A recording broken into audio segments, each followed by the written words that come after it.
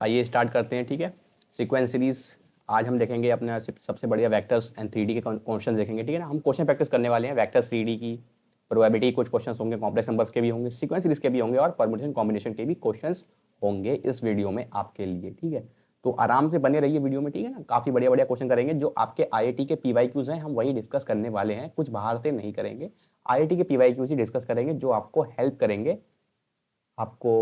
करेंगे प्रैक्टिस करने में। ठीक है ना, पहले आप वीडियो को पॉज करके क्वेश्चन को ट्राई करना, उसके बाद ही वीडियो प्रोसीड करिएगा आगे। ठीक है ना, सारे के सारे IIT के प्रीवियस हैं। ठीक है ना, जो बढ़िया बढ़िया क्वेश्चन आ रखे हैं सब डिस्कस करेंगे आराम आराम से। तो चलिए फिर स्टार्ट करते हैं अपने क्वेश्चन नंबर 1 से। क्वेश्चन नंबर 1 क्या कह रहा है, देखो ये आपका 2019 में आया हुआ है, IIT 2019 में आया हुआ है। ठीक है, क्या करेंगे इस क्वेश्चन में, इसमें लिखा है sum of n consecutive terms of an AP consisting of integers. ठीक है ना, मतलब एन कंसेक्यूटिव, एक के बाद एक AP दी हुई है। ठीक है, जिस और AP में हर एक टर्म कैसी है, इंटीजर है। ठीक है, तो उस सबका सम दे रखा है 161। ठीक है ना, तो कह रहे हैं एन बता दीजिए, देना पॉसिबल वैल्यू ऑफ एन बता दीजिए आप मुझे। मैंने कहा सम करना है इन सभी का, एन टर्म्स का। ठीक है, तो मैंने कहा सम कर लेता हूँ, और कंसेक्यूटिव कह रहे हैं ना, एक के बाद एक, और इंटीजर है, और हर एक नंबर कैसा इंटीजर है मेरा। ठीक है, तो कॉमन डिफरेंस तो भैया मेरा 1 हो जाएगा। क्यों कॉमन डिफरेंस 1 क्यों बोल रहा हूँ मैं, एक के बाद एक, जैसे मान लो एक इंटीजर, मान लो 5 6 7 8 ऐसे AP है मेरी, तो इन सब में मतलब एक एक का डिफरेंस आ रहा है, कंसेक्यूटिव में सारी लगातार हैं, एक के बाद एक है। ठीक है, और AP में है, जाहिर सी बात है कॉमन डिफरेंस बने इनका। ठीक है, और सारे के सारे इंटीजर्स हैं। ठीक है, तो कॉमन डिफरेंस तो बन हो जाएगा भैया इनका। तो मैंने कहा सम कितना होगा इनका, सम सम दे रखा है 161 आपको, सम ऑफ एन टर्म्स। ठीक है, मैंने कहा होता क्या फॉर्मूला है AP में, n/2 + 2a × n-1 × d is equal to 161। बताया, कोई टेंशन वाली बात तो नहीं है इसमें। ठीक है, मैंने कहा n, अब 2 को साइड भेज देता हूँ तो ये हो जाएगा आपका 362, 160 का डबल 322 हो जाएगा आपका। ठीक है, मैंने कहा 2a + n-1 × d कितना है, d तो आपका 1 ही है, तो ठीक है ऐसे रहने देता हूँ। na × 2a + n-1 हो गया। ठीक है, ये आ गया आपका 322। ठीक है, अब आप एक चीज़ नोटिस करेंगे कि इसमें आपका a जो है, a क्या फर्स्ट टर्म होती है, ये भी इंटीजर है आपकी, क्योंकि कह रहे हैं ना AP कैसी है, AP कैसी है आपकी, इंटीजर की है। ठीक है ना, तो ये आपकी क्या है, फर्स्ट टर्म है, तो ये भी इंटीजर होगी, जाहिर सी बात है इंटीजर होगी आपकी। मैंने कहा n क्या है, नंबर ऑफ टर्म्स है, वो तो इंटीजर होंगी होंगी। ठीक है, तो मैं पुट करके देख लेता हूँ वैल्यू कौन सी होगी, हिडन ट्रायल से जा सकता हूँ उस क्वेश्चन में, कोई टेंशन वाली बात नहीं है। तो मैंने कहा n की वैल्यू अगर मैं 5 ले लूँ, n की वैल्यू अगर मैं 5 ले लूँगा तो 2a + 5 - 1 4 हो जाएगा, इज इक्वल टू 322। ठीक है, और ये उस साइड जाएगा तो ये आपको दिख रहा है कि मतलब ये पॉइंट में आ जाएगी ये चीज़, 2a की वैल्यू -4 करूँगा उस पॉइंट में तब भी डेसिमल रहेगी, तो ये पॉसिबल नहीं है, मतलब 5 पॉसिबल नहीं होगी। ठीक है, तो 5 तो हटा ही देते हैं, बी वाले का चेक कर लेते हैं। बी वाला आ रहा है 7, तो मैंने कहा 7 डाल देता हूँ, तो ये क्या हो जाएगा 2a + 6 इज इक्वल टू 322। यहाँ से 2a + 6 की वैल्यू कितनी आ जाएगी, 322 / 7। ठीक है, तो क्या ये कट रहा है देख लेते हैं, 7 7 4 = 28, और 4 इधर गया, 7 6 = 42। ठीक है यार, ये कट रहा है यार, ये तो 2a की वैल्यू कितनी आ गई, 40 आ गई, a की वैल्यू कितनी आ गई, 20 आ गई। जी हाँ, इंटीजर है मेरा यार, a इंटीजर है और n भी इंटीजर था, तो दोनों मैंने इंटीजर पुट करे और आ गया, तो मेरा बी ऑप्शन सही हो जाएगा। मोर देन 1 करेक्ट की कोई बात ही नहीं है इसमें, तो और बी मेरा सही होगा, फिर इसका मतलब n7 था आपका। ठीक है, सिर्फ सबसे सिंपल तरीका था इस क्वेश्चन को टैकल करने का आपको। ठीक है, और बताइए, कोई टेंशन वाली बात नहीं है इसमें, सिंपल सी बातें कर रहा हूँ यार मैं आपके साथ। ठीक है, और मैंने आपको यहाँ पे सोल्यूशन भी प्रोवाइड कर रखा है, यहाँ पे भी आप चेक कर सकते हो। ठीक है, 7 ही आंसर आएगा इसका। ठीक है, सी ऑप्शन ही सही है इसका। ठीक है, आइए क्वेश्चन नंबर 2 देखते हैं इसका। तो क्वेश्चन नंबर 2 आपका, ये भी आपका IIT का ही सवाल है। ठीक है ना, 2019 में आ रखा है शायद से, ये 19 या 18 में मतलब कभी पूछा गया है आपसे। ठीक है, आइए देखते हैं कैसे करना है इसको। ठीक है, थोड़ा बड़ा कर लेते हैं इसको, आइए। ठीक है, तो इसमें कहा है कि आपके पास SN दिया है इस टाइप से, और ये दिया है, और कह रहे हैं if 2 times SN is equal to n times C + AN where C is some real number, और n आपका एक इंटीजर है। ठीक है ना, एक आपका नेचुरल नंबर है n। ठीक है, कोई टेंशन वाली बात नहीं। तो कह रहे हैं ये सीक्वेंस जो आपकी है, ये क्या AP है, GP है, क्या मामला है, ये देखना है बस हमें। ठीक है, मैंने कहा देख लेते हैं, कोई टेंशन वाली बात नहीं है। तो मैंने कहा 2 टाइम्स SN आपको दे रखा है n टाइम्स C + AN दे रखा है, यही तो दिया है भाईजान। ठीक है, कहाँ गया, ये था, ये दिया था ना, ये तो दिया है आपको, बताओ, कोई टेंशन वाली बात नहीं है। n times C + AN, n times C + AN है। ठीक है, तो 2 times SN is equal to n times C + AN है। मैंने कहा ठीक है यार, मैंने कहा जब n की वैल्यू 1 डालूंगा तो सम ऑफ 1 टर्म क्या हो जाएगी, वो तो मतलब A1 ही हो गई। ठीक है, is equal to 1 into C plus A one हो जाएगा, ठीक है। मैंने कहा ए वन की वैल्यू कितनी आ रही है, सी आ रही है यार, ठीक है, ए वन की वैल्यू सी आ रही है। मैंने कहा एन इक्वल टू 2 डालूँ तो सम ऑफ फर्स्ट टू टर्म्स हो जाएगा, ये एस टू हो जाएगा। एस टू को लिख सकता हूँ मैं क्या, ए वन प्लस ए टू, ठीक है यार। एन टाइम एन मतलब 2 है, ठीक है, सी प्लस ए टू, ये भी बढ़िया है यार। अब 2 से 2 आप कैंसिल भी कर सकते हो, ठीक है। और ए वन आपका सी आया, ठीक है, plus A two is equal to C plus A two. ये दोनों साइड बराबर आ गया आपका, ठीक है, ये तो आपका दोनों साइड बराबर ही आ गया। तो इसमें क्या करते हैं, ठीक है, ये तो मेरा बराबर ही आ गया, सी से सी कैंसिल हो गया, ए टू से ए टू कैंसिल, जीरो बराबर जीरो आ गया। चलो और देखते हैं, एन इक्वल टू थ्री डाल के देखते हैं, एन इक्वल टू 3 डाल के देखते हैं, ठीक है। तो 2 टाइम्स एस थ्री हो जाएगा is equal to 3 times C plus A three हो जाएगा, ठीक है। एस थ्री मतलब सम ऑफ फर्स्ट 3 टर्म्स, तो ये हो जाएगा a one plus A two plus A three is equal to 3 c plus 3 a three. मैंने कहा ठीक है यार।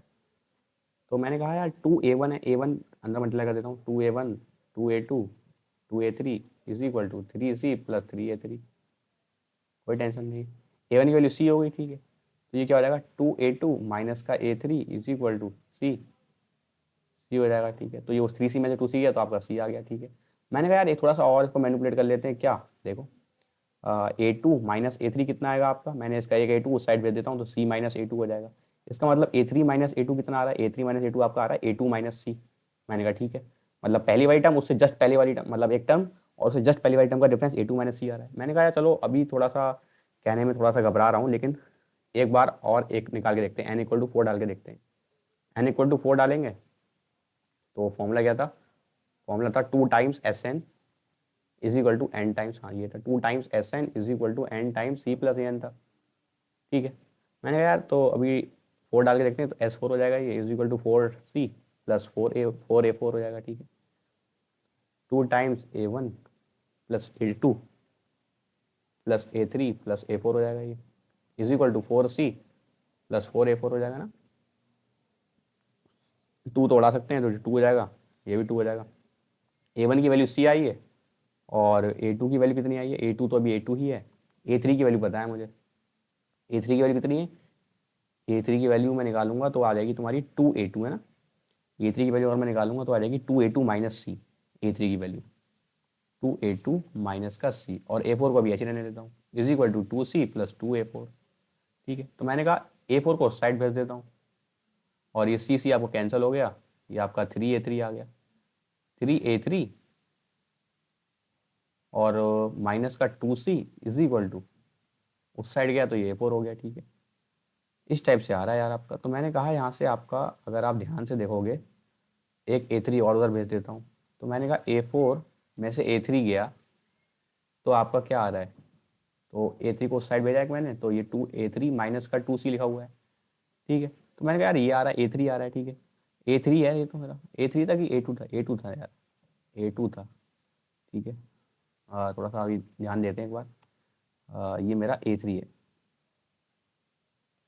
ठीक है। अभी 3 ए 3 था ना, 3 ए 3 था मेरा, 3 ए 2 हो गया, ठीक है, 3 ए 2 हो गया, 3 ए 2 माइनस 2 सी इक्वल टू ए 4 हो गया, ठीक है, कोई टेंशन वाली बात नहीं। तो ये ए 2 हो गया, ये ए 2 हो गया, ठीक है, कोई टेंशन नहीं इसमें। ए 4 में से ए 2 जा रहा है, मैंने कहा यार ए 2 को ए 3 के टर्म में डाल देता हूँ, एक ए 3 तो बचाना चाहिए कम से कम मुझे अपना, एक ए 3 तो कम से कम बचाना चाहिए था मुझे अपना। अच्छा अच्छा अच्छा, ठीक है। तो मैंने कहा बचाना चाहिए यार मुझे यहाँ पे अपना, देखो देखो देखो यहाँ पे थोड़ी सी मिस्टेक कर दी।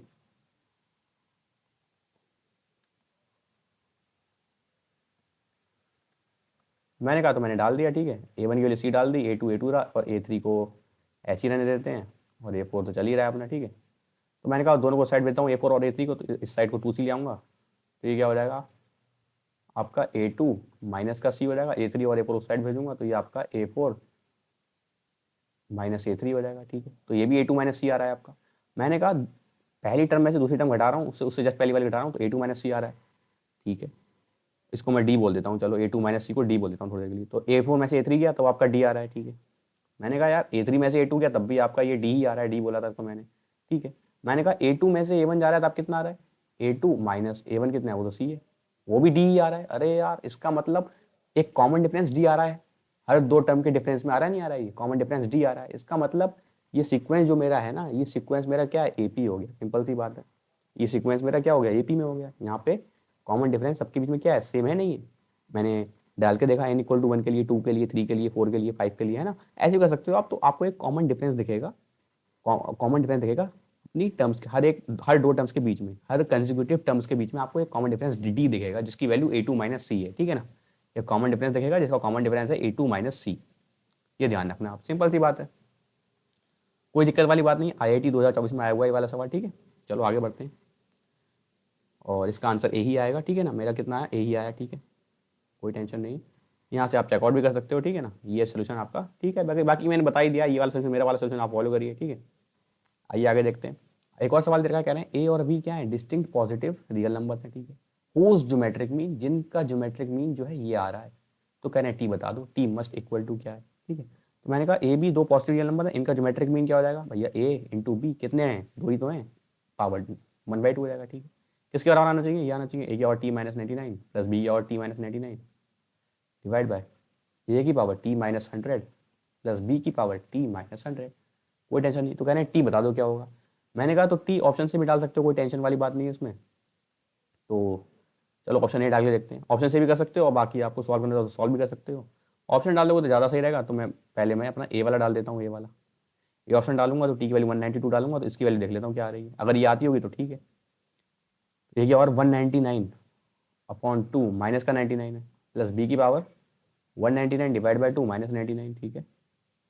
डिवाइड में ए की power 199 divide by 2 minus 100 plus b की पावर 199 डिवाइड बाई 2 माइनस 100, ठीक है। तो क्या हो जाएगा, ए की पावर में ये हो जाएगा आपका 198, तो आपका हाफ आ गया, ठीक है। प्लस बी की पावर में ये भी हाफ आ गया, ठीक है। डिवाइड बाय, अब ये नीचे देखना, ये आपका हो जाएगा माइनस हाफ, क्योंकि एक ज़्यादा है ना, तो माइनस हाफ प्लस बी की पावर माइनस हाफ हो जाएगा, ठीक है ना। तो एलसीएम लूंगा नीचे डिनोमिनेटर में, क्योंकि ये लिखा हुआ है ए की power half minus plus b की पावर माइनस हाफ, ठीक है, ऐसे लिखा हुआ है ये ऐसा हो जाएगा। एलसीएम ले लेता हूँ, एलसीएम लूंगा तो ए की पावर हाफ प्लस बी की पावर हाफ, आपका क्या हो जाएगा, divide by a into b की पावर हाफ हो जाएगा, ठीक है। तो मैं लिख देता हूँ यहाँ पे। तो जब इसको लिखूंगा तो मेरा क्या आएगा, ए की पावर हाफ प्लस बी की पावर हाफ डिवाइड बाय इस, ये क्या लिखा हुआ है, ये चीज़ लिखी हुई है, मैं लिख देता हूँ उसको। ये चीज़ सिंपल सी लिखी हुई है आपकी, क्या, ये लिखी हुई है आपकी ए की पावर हाफ प्लस बी की power half divide by root में ए भी लिखा हुआ है। बताओ, कोई टेंशन वाली बात नहीं है। ये गया रूट में ए भी आ गया, रूट में ए भी देखो मेरा यही मेरा आना चाहिए था, रूट में भी। तो पहले ही ऑप्शन बाय डिफॉल्ट मेरा मैच करेगा। बाकी अगर मान लो सी या डी होता तब भी आप कर लेते, ठीक है ना। तो छोड़ने वाले सवाल नहीं है, ऑप्शन से चेक भी कर सकते हो अगर आपको टफ लग रहा हो तो, ठीक है ना। बाकी आप इसको मैनुअली सॉल्व करना चाहो तो सॉल्व भी कर सकते हो, मैं वो भी आपको चलो बता देता हूँ, ठीक है, कोई टेंशन वाली बात नहीं है उसमें। तो मैनुअली कैसे सॉल्व करेंगे इसको, चलो आप देख लेते हैं। मैनुअली सॉल्व करना है तो मैनुअली भी देख लेते हैं कैसे करेंगे। मान लो ऑप्शन नहीं दिए होते, इंटीजर टाइप का सवाल होता। वैसे तो ये आईआईटी का है तो इंटीजर तो टाइप शायद नहीं आता आईआईटी में, ठीक है। देख लेते हैं।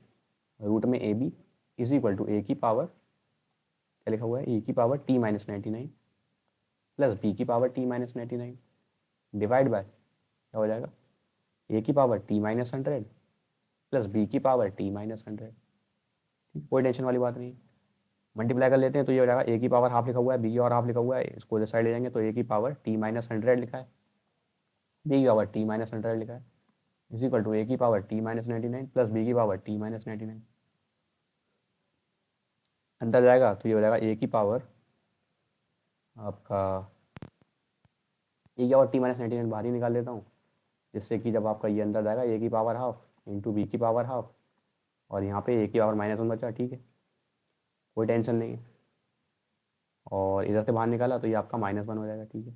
ऐसे ही मैं क्या करता हूँ, बी और टी माइनस 99 बाहर निकाल लेता हूँ इससे, तो ये क्या हो जाएगा, ये हो जाएगा आपका ए की पावर हाफ इंटू बी की पावर हाफ इंटू बी की पावर -1 इज इक्वल टू 0। -1 और ये वाला -1 भी आएगा, क्योंकि मैंने इधर से भी बाहर निकाला ना, इसको साइड ले गया था, ठीक है। तो मैंने कहा इन दोनों में सेम चीज़ है क्या, इन दोनों में सेम चीज़ है क्या, कुछ थोड़ा सा डिफरेंस लग रहा है मुझे। देख लेता हूँ एक बार दोबारा, ठीक से देख लेता हूँ कि दोनों ब्रैकेट सेम लिखे हैं क्या। ए की पावर -1, ये हो जाएगा बी अपॉन ए का रूट -1, ये लिखा हुआ है आपका बी की पावर टी माइनस 99, ये लिखा हुआ है ए अपॉन बी की का रूट -1 इज इक्वल टू 0, ठीक है। मैंने कहा यार हल्का सा ही डिफरेंस आ रहा है इसमें ना, ये आपका ए अपॉन भी लिखा हुआ है, ये लिखा हुआ है, ठीक है। तो मैंने कहा अब क्या करूँ, क्या कर सकता हूँ बताओ। तो अगर मैं ए की पावर आपका ए की पावर हाफ से मल्टीप्लाई कर दूँ, ध्यान से देखना आप, अब आप ये थोड़ा इंटरेस्टिंग हो जाएगा आपका, ठीक है। ब्रैकेट सेम नहीं है, तो मैंने कहा आपका ये लिखा हुआ है t-99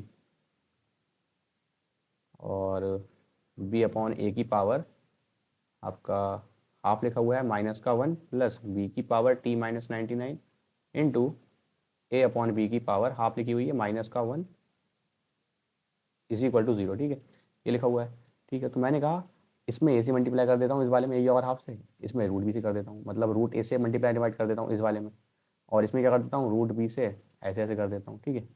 तो रूट ए को अंदर भेज देता हूँ और ये ऐसे लिख रहने देता हूँ,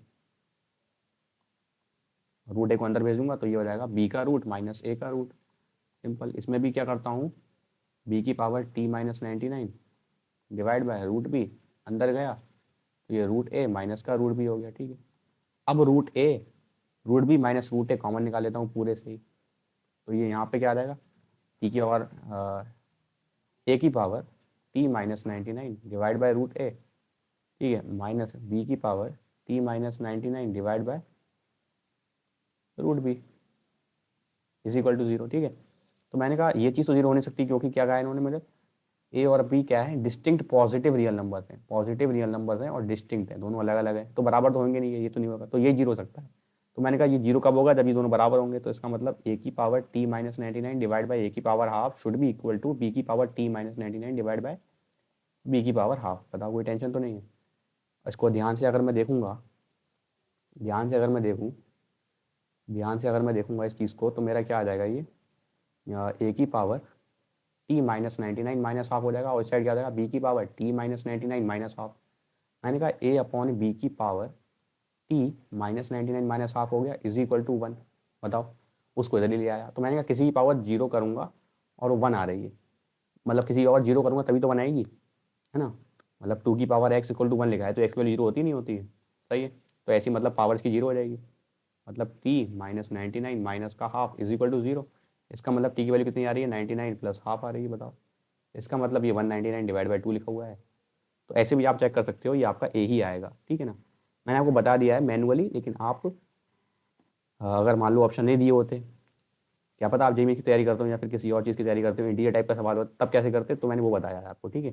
सिंपल सी बात है, कोई टेंशन वाली बात नहीं होना चाहिए इसमें, ठीक है। आइए आगे बढ़ते हैं, देखते हैं, आइए फटाफट। क्वेश्चन नंबर 4 आपका सिंपल सा IIT 2017 में आया हुआ है, ठीक है। IIT 2017 में आपका आया हुआ है ये वाला क्वेश्चन, ईजी प्रॉब्लम है, ज़्यादा टफ तो नहीं है, ठीक है ना, टफ नहीं है ज़्यादा सवाल, आप ट्राई कर सकते हो एक बार, ठीक है। 2017 में आया हुआ है, ठीक है। तो आपको दिया है रूट्स कह रहे हैं इसके एपी में है। अब रूट्स एपी में है, तो मैंने कहा इस क्यूबिक इक्वेशन है तो इसके रूट 3 होंगे। 3 टर्म्स एपी में कौन सी होती है वही मान के कर दो आप, 3 टर्म्स इन एपी पता होगा आपको, इसी कॉन्सेप्ट लगने वाला है। 3 टर्म्स अगर एपी मानो तो कैसे मानते हैं, ए माइनस डी ए और ए प्लस डी, ठीक है, कोई दिक्कत नहीं है। तो कहना है which are the following is the common difference, कौन सा कॉमन डिफरेंस होगा इसमें से, ठीक है ना, एपी का, एपी का कॉमन डिफरेंस कह रहे हैं, मतलब रूट्स एपी में है ना, तो उस एपी का कॉमन डिफरेंस कह रहा है। मैंने कहा ये एपी है, इसको कॉमन डिफरेंस कह रहा है, मतलब इसका कॉमन डिफरेंस डी है, डी निकालना है बस हमें, ठीक। मैंने कहा सम ऑफ रूट्स क्या होता है, सम ऑफ रूट्स होता है आपका ए माइनस डी प्लस ए प्लस डी, चलो सम ऑफ रूट ये हो गया इसका, इस यहाँ से कंपेयर कराएंगे तो ये हो जाएगा माइनस का बी अपॉन ए होता है, माइनस का बी अपॉन ए कितना है 1 है, ठीक है। तो मैंने कहा डी डी उड़ा देता हूँ, ये 3 आ गया, 3 आपका 39 आ गया, ए की वैल्यू 13 आ गया, ए की वैल्यू 13 आ गई, नहीं आ गई, बताओ कोई टेंशन वाली बात नहीं। मैंने कहा मुझे डी निकालना था यार, तो मैंने कहा प्रोडक्ट ऑफ ऑल टर्म्स क्या होता है, प्रोडक्ट ऑफ 3 मतलब roots, product of roots, product of root ये हो जाएगा, माइनस का डी अपॉन ए होता है तो ये 1729 हो जाएगा, माइनस का माइनस ऑफ 1 माइनस 2 मतलब 1729 हो जाएगा, डिवाइड बाय 1 लिखा हुआ है, ठीक है, ऐसे लिखा हुआ ना, ये माइनस का डी अपॉन ए होता है फॉर्मूला, ठीक है। मैंने कहा ये पता है मुझे 13 है, तो 13 minus D, 13 into 13 plus D, बताओ इज इक्वल टू 1729, 1729, ठीक है। तो मैंने कहा 13 माइनस डी लिखा है, 13 प्लस डी लिखा है, इंटू 13 इज इक्वल टू 1729, ये हो जाएगा 169 माइनस का d square is equal into 13 is equal to 1729, ठीक है। क्या ये कट रहा है, मैं देख लेता हूँ, जाहिर सी बात है कट रहा होगा, क्योंकि आपको डी इंटीजर दिया हुआ है, तो जाहिर सी बात है कट तो रहा होगा ये, तो 13 में 13 हो जाएगा, 4 इधर आ गया, 33 39, 33 39, ठीक है। मैंने कहा तो आपका 169 में से 133 गया, तो ये डी स्क्वायर आ गया आपका। मैंने कहा डी स्क्वायर कितना आ रहा है, इसको ध्यान से देखेंगे तो आपका लिखा हुआ है ये 30 दूंगा, 30 36 आ रहा है। तो मैंने कहा डी की वैल्यू 6 आ गई भैया, प्लस माइनस 6 आना चाहिए था, लेकिन डी 6 ही होगा। डी 6 क्यों होगा, मतलब माइनस ही भी सकता है, कोई दिक्कत नहीं होगी, तो कहानी है कुछ कि कैसे रूट्स हमारे इंक्रीजिंग है डिक्रीजिंग, कैसे भी रूट है, मतलब कोई कहानी है, तो मतलब 6 ही आंसर हो जाएगा, ठीक है ना। -6 होता तब विवाद भी होता क्वेश्चन में, तो 6 आंसर हो जाएगा आपका, ठीक है। कॉमन डिफरेंस 6 आ गया, ठीक है। सोल्यूशन भी फॉलो कर सकते हो आप हमारा, कोई टेंशन वाली बात नहीं है, यही ऑप्शन दिया हुआ है, ठीक है। हमारा सही मैच किया बिल्कुल, उन्होंने वही 6 ही निकाला है, ठीक है। कोई टेंशन नहीं, आगे बढ़ते हैं, देते हैं, ठीक है ना। क्वेश्चन नंबर 5 मतलब एक अच्छा सवाल है, मतलब इस टाइप के सवाल पहले आते थे काफ़ी, ठीक है ना। काफ़ी पहले मतलब पूछे भी गए हैं जेई मेंस में, एडवांस में, ठीक है ना। जेई एडवांस में अभी रिसेंटली लगभग 2017 में एक ऐसा सवाल आया था, जेई एडवांस 2017 में, कुछ कुछ इसी टाइप का सवाल था वो भी, ठीक है। लेकिन यहाँ पे हमें रेंज दे दी है, वहाँ पे कह दिया था नॉन नेगेटिव इंटीजर्स बता दीजिए, मतलब नॉन नेगेटिव इंटीजर्स सेट दिया था, इसमें दे दिया 1 से लेकर 10 तक, ठीक है। तो जस्ट लाइक सिमिलर, हाँ उसी का सिमिलर बनाया गया, ठीक है ना, उससे ही इन्होंने थोड़ा सा कॉपी करने की कोशिश की गई थी, ठीक है। उसी से रिलेटेड मतलब सवाल है ये, ठीक है। तो हाँ आप लगा सकते हो क्वेश्चन, अगर आप प्रिपेयर कर रहे हो आईआईटी एग्जाम के लिए या फिर नेक्स्ट एग्जाम के लिए, तो आप जेई एडवांस के सवाल लगा सकते हैं, ठीक है। और जेई मेंस के सवाल भी आप ट्राई कर सकते हैं, ठीक है। ये आपके लिए ठीक रहेगा काफ़ी, ठीक है ना। बेस्ट तो नहीं कहूँगा, ठीक रहेगा। और अलॉन्ग विद दैट आपको आईआईटी और नाइजर के मतलब नेक्स्ट के जो आपके पीवाईक्यूज हैं वो तो लगाना ही लगाना है। फर्स्ट प्रायोरिटी पे उन्हीं को रखिए, आईआईटी और नेक्स्ट के पीवाईक्यूज। सेकंड प्रायोरिटी पे जेई एडवांस के सवाल, थर्ड प्रायोरिटी पे जेई मेंस के सवाल, ठीक है।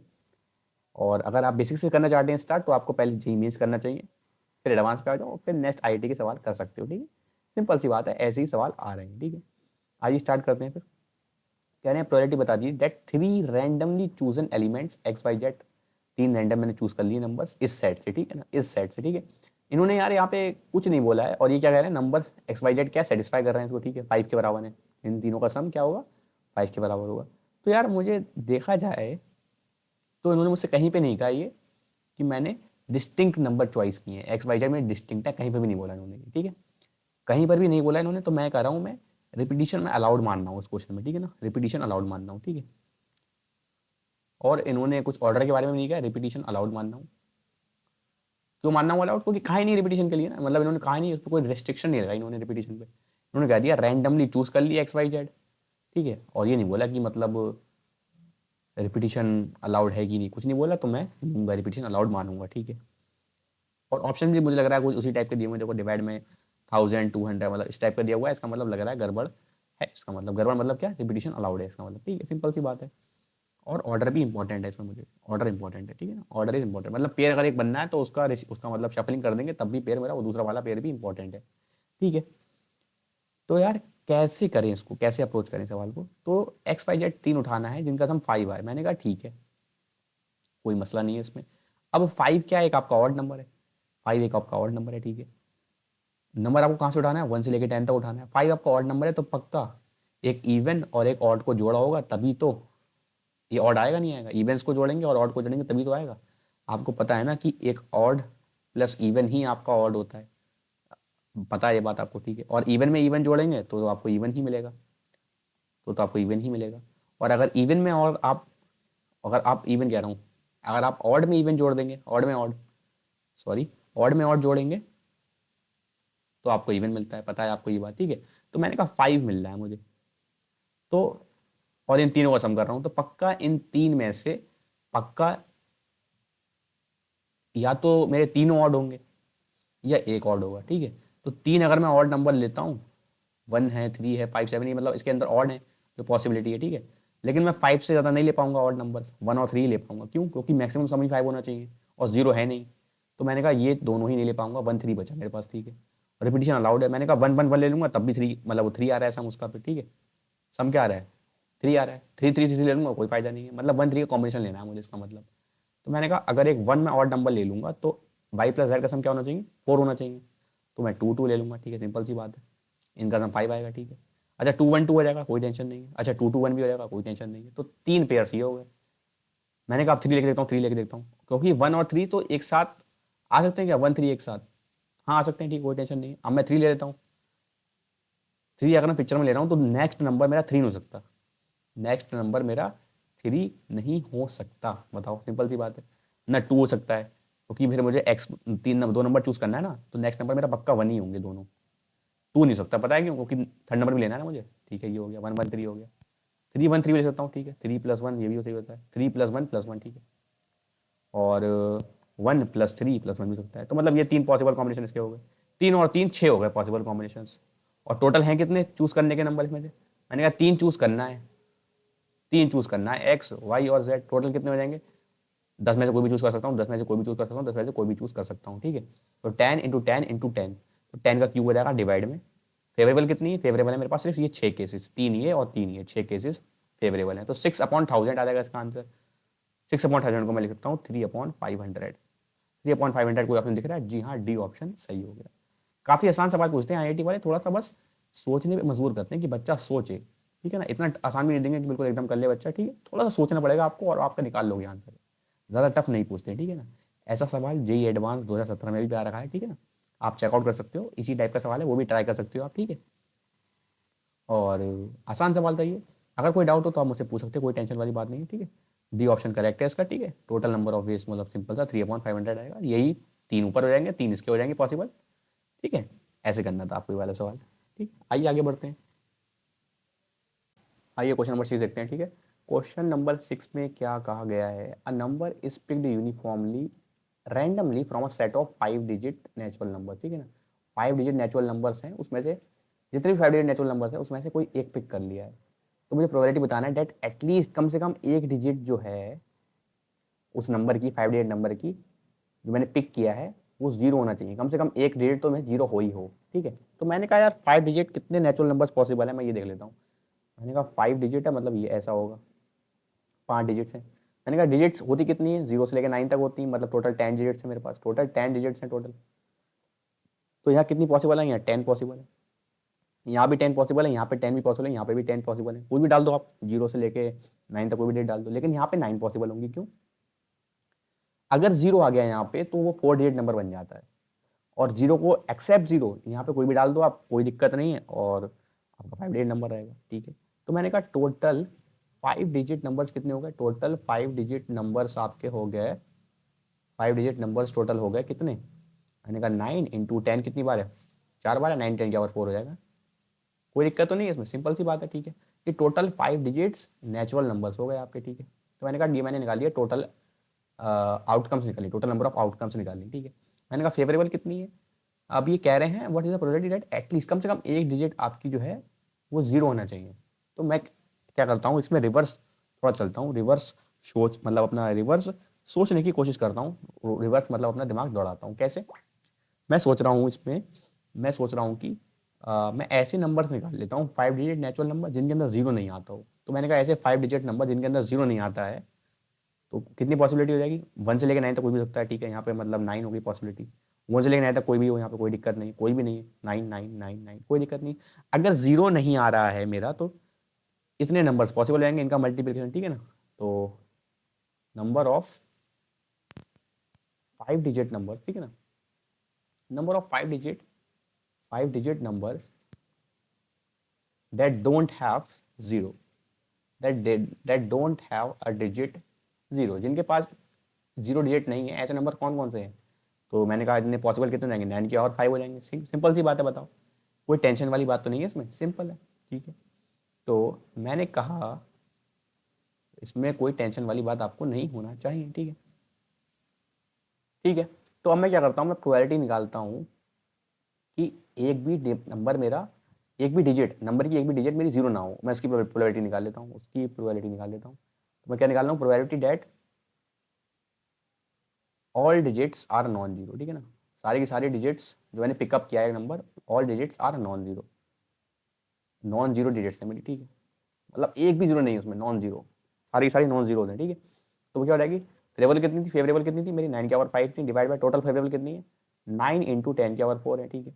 मैंने कहा ये होगी, और इसकी वैल्यू कितनी आ रही है? 9 की पावर 4 डिवाइड बाय 10 की पावर 4 आ जाएगी, ठीक है। तो मैंने कहा ये मेरी प्रोबेबिलिटी आ गई कि सारी की सारी डिजिट कैसी है? नॉन जीरो है। तो मैंने कहा प्रोबेबिलिटी डेट एटलीस्ट 1 जीरो, कम से कम एक डिजिट जीरो है, एटलीस्ट 1 डिजिट भी जीरो, उसकी प्रोबेबिलिटी क्या हो जाएगी? तो मैंने कहा 1 में से माइनस कर देता हूँ। 1 minus probability that all digits zero, all digits are non zero, ये वाली इसकी प्रोबेबिलिटी माइनस कर देता हूँ, ठीक है, सिंपल सी बात है। देखिए फिर सुन लो, फिर से सुन लीजिए आप, कोई टेंशन नहीं है, फिर से आप सुन लीजिए मेरी बात कि एटलीस्ट 1 डिजिट जीरो मतलब क्या है, कम से कम 1 डिजिट तो जीरो हो, 5 डिजिट के नंबर में मेरे कम से कम 1 डिजिट तो जीरो होनी ही चाहिए भाईजान, ठीक है। तो मैंने कहा यार उसकी प्रोबेबिलिटी निकाल लेता हूँ जिसमें कोई भी डिजिट जीरो नहीं हो सकती, कोई भी डिजिट आपकी, ठीक है, कोई भी डिजिट आपकी जीरो नहीं हो सकती, मैं वो निकाल लेता हूँ उसकी प्रोबेबिलिटी। 1 में से वो माइनस कर दूंगा तो कम से कम 1 डिजिट तो आपकी जीरो होगी फिर उन नंबर्स में, ठीक है। 1 माइनस ये कितनी आ गई, 9 की पावर 4 डिवाइड बाई 10 की पावर 4, कोई टेंशन वाली बात नहीं है इसमें, ठीक है। तो मैंने कहा अब ये आपकी प्रोबेबिलिटी आ जाएगी, तो मैंने माइनस कर देता हूँ, 10 की पावर 4 माइनस 9 की पावर 4 डिवाइड बाई 10 की पावर 4 हो जाएगा, ठीक है, सिंपल सी बात है। अब आप खुद देख लीजिए कि 10 की पावर 4 हो गया, मतलब ये इस टाइप से नंबर होगा आपका ये, ठीक। 9 की पावर 4 क्या है, 81 इंटू 81 है, तो लास्ट डेट पक्का 81 होगी, और तो नहीं पता मुझे, ठीक है, लास्ट डेट पक्का आपकी 81 होगी, तो इसमें से ही करूंगा ना तो 9 आएगा लास्ट में, बाकी तो मुझे छोड़ दो, इसमें तो 9 ही आएगा, सिंपल सी बात है। बाकी आप माइनस भी कर सकते हो, कोई टेंशन वाली बात नहीं इसमें। तो अब इसमें एक चीज़ दिख रही थी कि 9 नहीं था, तो मैंने कहा यार तो ये सही हो गया, इसमें आपका सी ऑप्शन सही हो जाएगा, फिर एक ही में 9 है, ठीक है। तो आपका 3439 डिवाइड बाई इतना हो जाएगा, सिंपल सा आंसर हो जाएगा, ठीक है। बाकी अगर आप करना चाहो तो माइनस कर सकते हो, इसमें से यही आता है आपका, ठीक है ना, आपका यही आंसर आएगा, कितना 3439 ही आपका आंसर आएगा, ठीक है।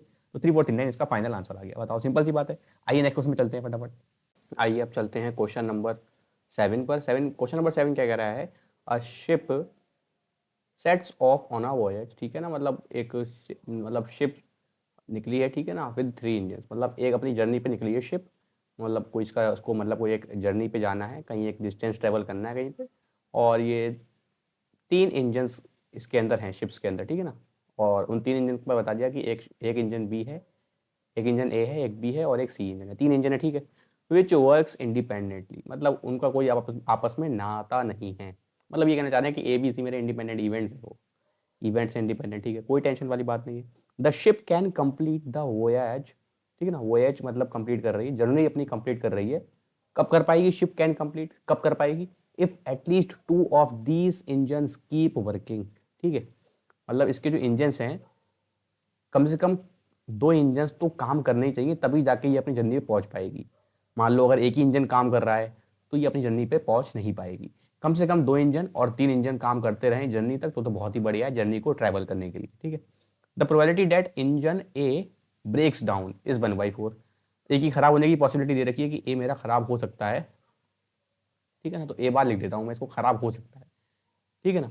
अगर मैं ए लिखता तो मैं कह देता कि इसकी प्रोबेबिलिटी क्या है कि ये अपना ऐसा ना लिख के सिंपल सा बोल दे रहा हूँ कि ए की दी है प्रोबेबिलिटी मुझे, ठीक है ना, कि ए मेरा ब्रेक डाउन हो सकता है, ठीक है, 1/4, ठीक है, डेट, और इंजन बी खराब होने की, इंजन की खराब होने की क्या प्रोबेबिलिटी है, उसकी भी कितनी 1/4 ही है, सेम ही है, एक ही तरह, ठीक है। लेकिन इंजन सी की ब्रेक डाउन होने की प्रोबेबिलिटी 1/2 है, ठीक है ना, उसकी ज़्यादा है प्रोबेबिलिटी, इसका मतलब कि इंजन सी आपको खराब हो सकता है। कह रहे हैं what is the probability that the ship can complete the voyage, ये क्या प्रोबेबिलिटी होगी भैया बता दो मुझे, जिससे कि शिप मेरी जर्नी कंप्लीट कर ले। मैंने कहा ठीक है, तो probability that ship can complete journey, ठीक है ना, ये वाला निकालना है। इसका मतलब क्या प्रोबेबिलिटी, अब शिप कंप्लीट कर ले अपनी जर्नी, वो कब कर पाएगी, probability that at least 2 engines work, ठीक है ना, 2 इंजन वर्क्स, 2 इंजन मेरे काम भी तो करना चाहिए ना, तभी तो पहुंच पाएगी शिप मेरी, तभी तो जर्नी कंप्लीट हो पाएगी, ठीक है। तो वो कैसे निकालेंगे, वो निकालेंगे कि एटलीस्ट 2 कह रहे हैं, तो मैं कह रहा हूँ पहले तो 2 इंजन ही अगर मान लो वर्क किए तो तब भी जर्नी कंप्लीट हो जाएगी, ठीक है, तो उसकी प्रोबेबिलिटी निकाल लेंगे हम, ठीक है। प्रोबेबिलिटी अगर तीनों काम कर रहे हैं तो बहुत अच्छा है, 3 इंजन्स वर्क, ठीक है ना, तीनों के तीनों इंजन क्या कर रहे हैं, काम कर रहे हैं, वर्क कर रहे हैं, ठीक है, कोई टेंशन वाली बात नहीं है। और तीनों के तीनों इंजन्स की जो चलने की वो है, अगर ये चलेंगे तो ये एक दूसरे पे डिपेंड नहीं करते कि अगर ये चलेगा तो ही मैं चलूंगा, या फिर एक इंजन का तार जो है दूसरे से निकल कर आ रहा है कि जब तक अगर वो खराब हो गया तो ये भी खराब हो जाएगा इंजन, ये भी नहीं करेगा, ऐसा कुछ नहीं है, तो तीनों इंडिपेंडेंट है, ठीक है। 2 इंजन वर्क का मतलब मान सकता हूँ ए चल जाए, बी चल जाए और सी ना चले, ऐसा भी हो सकता है कि मेरा ए खराब हो जाए और बी और सी चलते हों, ठीक है, ऐसा भी हो सकता है कि मेरा ए और सी चलते हों लेकिन बी खराब हो जाए, ऐसा भी हो सकता है, ठीक है। तो इनका तो ये हो जाएगा समीशन, ठीक है, ऐसे निकालेंगे प्रोबेबिलिटीज़ की। और इसकी क्या हो गया, 3 इंजन वर्क करने की, ए भी चल रहा है, बी भी चल रहा है और सी भी चल रहा है भैया, सही बात है, ठीक है। तो मैंने कहा ए अगर चल रहा है मतलब ए मेरा वर्क कर रहा है, इसका मतलब ए की ना वर्क ना करने की प्रोबेबिलिटी कितनी दी है, 1/4 दी है, करने की कितनी हो जाएगी, तो 3/4 हो जाएगी ए की, ठीक है। इंटू बी भी वर्क कर रहा है, बी की भी 1/4 है तो 3/4 हो जाएगी करने की उसकी, ठीक है। सी की ना करने की, क्योंकि सी की प्रोबेबिलिटी आधी आधी है, काम कर भी सकता है और नहीं भी कर सकता है, तो मैंने कहा हाफ ही हो जाएगी नहीं करने की भी, ठीक है। ए की ना करने की 1/4 दी है, बी अगर मेरा वर्क कर गया, वर्क लिया तो 3/4, इसकी कितनी हाफ ही रहेगी। तो सी वर्क करे ना करे प्रोबेबिलिटी हाफ ही है उसकी तो, है ना, ठीक है। और ये कितनी हो जाएगी, ये मेरी हो गई आपकी 3/4 इंटू 1/4 इंटू हाफ, ठीक है, कोई टेंशन वाली बात नहीं। और तीनों काम करते हैं तो 3/4 इंटू 3/4 इंटू 1/2, कोई टेंशन तो नहीं है इसमें, सिंपल सी बात है, ठीक है। तो इसमें देख सकते हो तुम, ये तुम्हारा कौन सा आ रहा है फिर तुम्हारा सिंपल सा, ये दोनों तो सेम ही लिखे हुए हैं, ठीक है, तो 2 से मल्टीप्लाई कर दूंगा इसको तो मैं।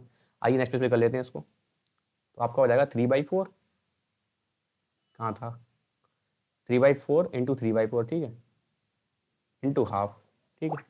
ये क्या हो जाएगा, 2 टाइम्स आपका क्या हो जाएगा, 2 टाइम्स 3/4 इंटू 1/4, है ना, 2 टाइम्स 3/4 इंटू 1/4 इंटू हाफ, ठीक है। उसके साथ मुझे ऐड करना है 3/4 इंटू 3/4 इंटू हाफ, ठीक है। इनको मतलब अब आपको सिर्फ सॉल्व करना है इसको, ठीक है। मैंने कहा 9/16 हो जाएगा, 9/16 इंटू हाफ मतलब 32 हो जाएगा वो, 9/32। ये कितना हो जाएगा, ये हो जाएगा आपका 3/32 मतलब 6/32 हो जाएगा ये, ठीक है। ये कितना हो जाएगा, 9/32 हो जाएगा, 9 9 18 हो गया, 18 6 24 हो गया, तो 24/32 हो गया, ठीक है। तो मैंने कहा ये कितना हो जाएगा भैया, ये हो जाएगा अपना 12/16 हो गया, मतलब 4 से कट रहा था ना, 4, तो 6/8 मतलब 3/4 आ गया। तो 3/4 प्रोबेबिलिटी मेरा आंसर आ जाएगा इसका, कि मेरी जो शिप जो है अगर अपना वोयाज कंप्लीट कर ले तो 3/4 प्रोबेबिलिटी है उसकी। तो ए ऑप्शन सही हो जाएगा आपका, बताओ, कोई टेंशन वाली बात तो नहीं है, ठीक है।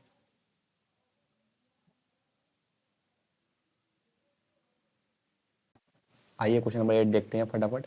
क्वेश्चन नंबर 8 क्या कह रहा है आपको, मतलब सवाल आपका प्रोबेबिलिटी का है ये, ठीक है, प्रोबेबिलिटी का सवाल है।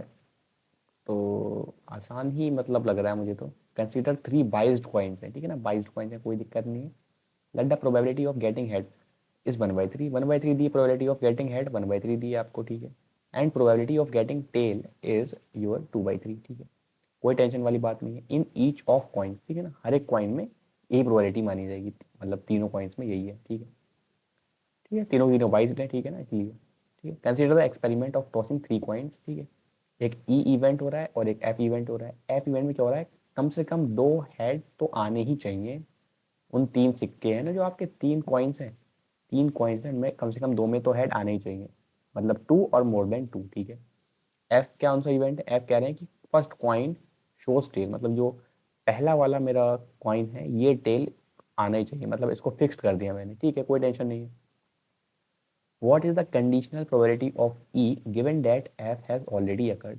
तो conditional probability of E when F has already occurred, ये क्या होता है इसका फॉर्मूला, आपने पढ़ा हुआ conditional probability में, probability of E intersection F divided by probability of F, ठीक है। तो मुझे इंडिविजुअली मतलब एक अलग से जो है प्रोबेबिलिटी ऑफ एफ इवेंट निकालना पड़ेगी, उसके बाद ई और एफ का मुझे इंटरसेक्शन लेना, उसकी प्रोबेबिलिटी निकालना है बस, ठीक है।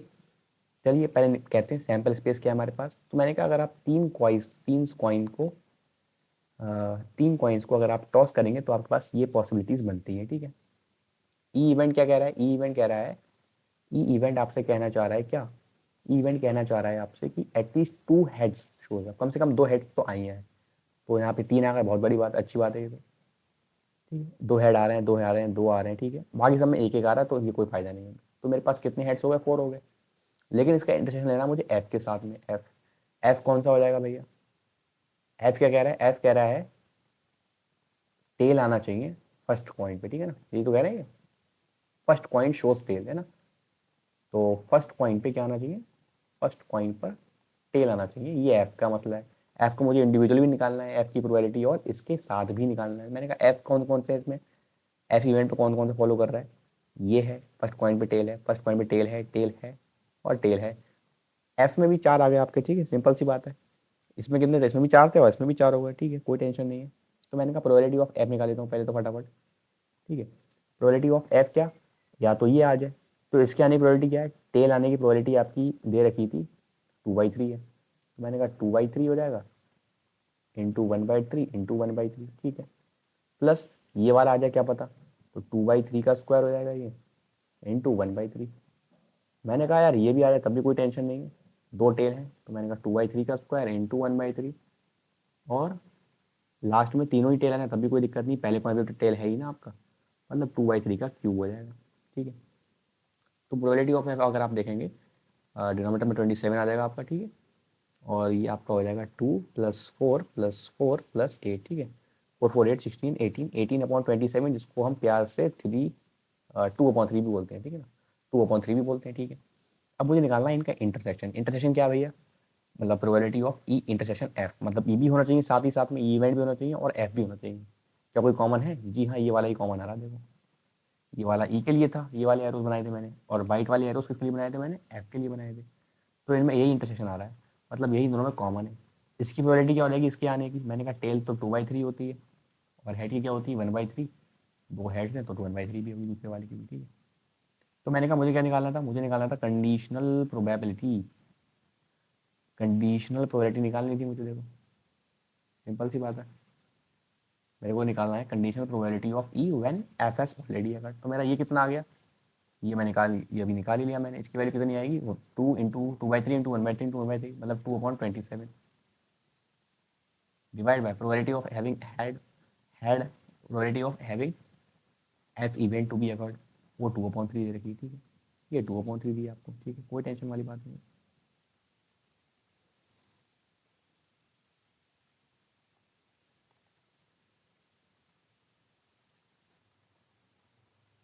ठीक है, सिंपली लिख दे रहा हूँ फिर मैं यहाँ पे क्या 2/3, ठीक है। सॉल्व कर लेते हैं इसको, 3/27 आ जाएगा ये, जिसको हम प्यार से 1/9 भी कहते हैं। तो 1/9 मतलब हमारा ए ऑप्शन बिल्कुल ठीक हो जाएगा, ठीक है। आगे बढ़ते हैं क्वेश्चन नंबर 9 पे, फटाफट तेजी से बढ़ते हैं। इजी प्रॉब्लम था यार ये, ठीक है। आइए आगे बढ़ते हैं। आइए क्वेश्चन नंबर 9 देखते हैं फटाफट यार, कैसे करना है इसको यार, सिंपल सा बात है। मतलब यहाँ पे कह रहे हैं कि एक रैंडमली एक कार्ड चूज कर लिया है 52 पट्टों की गड्डी में से, डेक मतलब वही गड्डी इसको हम बोलते हैं आम भाषा में, ठीक है। Is given a randomly chosen card is given to be black card. अच्छा, मतलब वो गिवन मतलब ये इवेंट हो चुका है, ब्लैक कार्ड आ चुका है, उसके बाद बात चल रही है। ब्लैक कार्ड कौन कौन से होते हैं? ब्लैक कार्ड या तो स्पेड होगा या क्लब होगा। ब्लैक कार्ड टोटल 26 होते हैं, 26 रेड होते हैं, 26 ही ब्लैक होते हैं।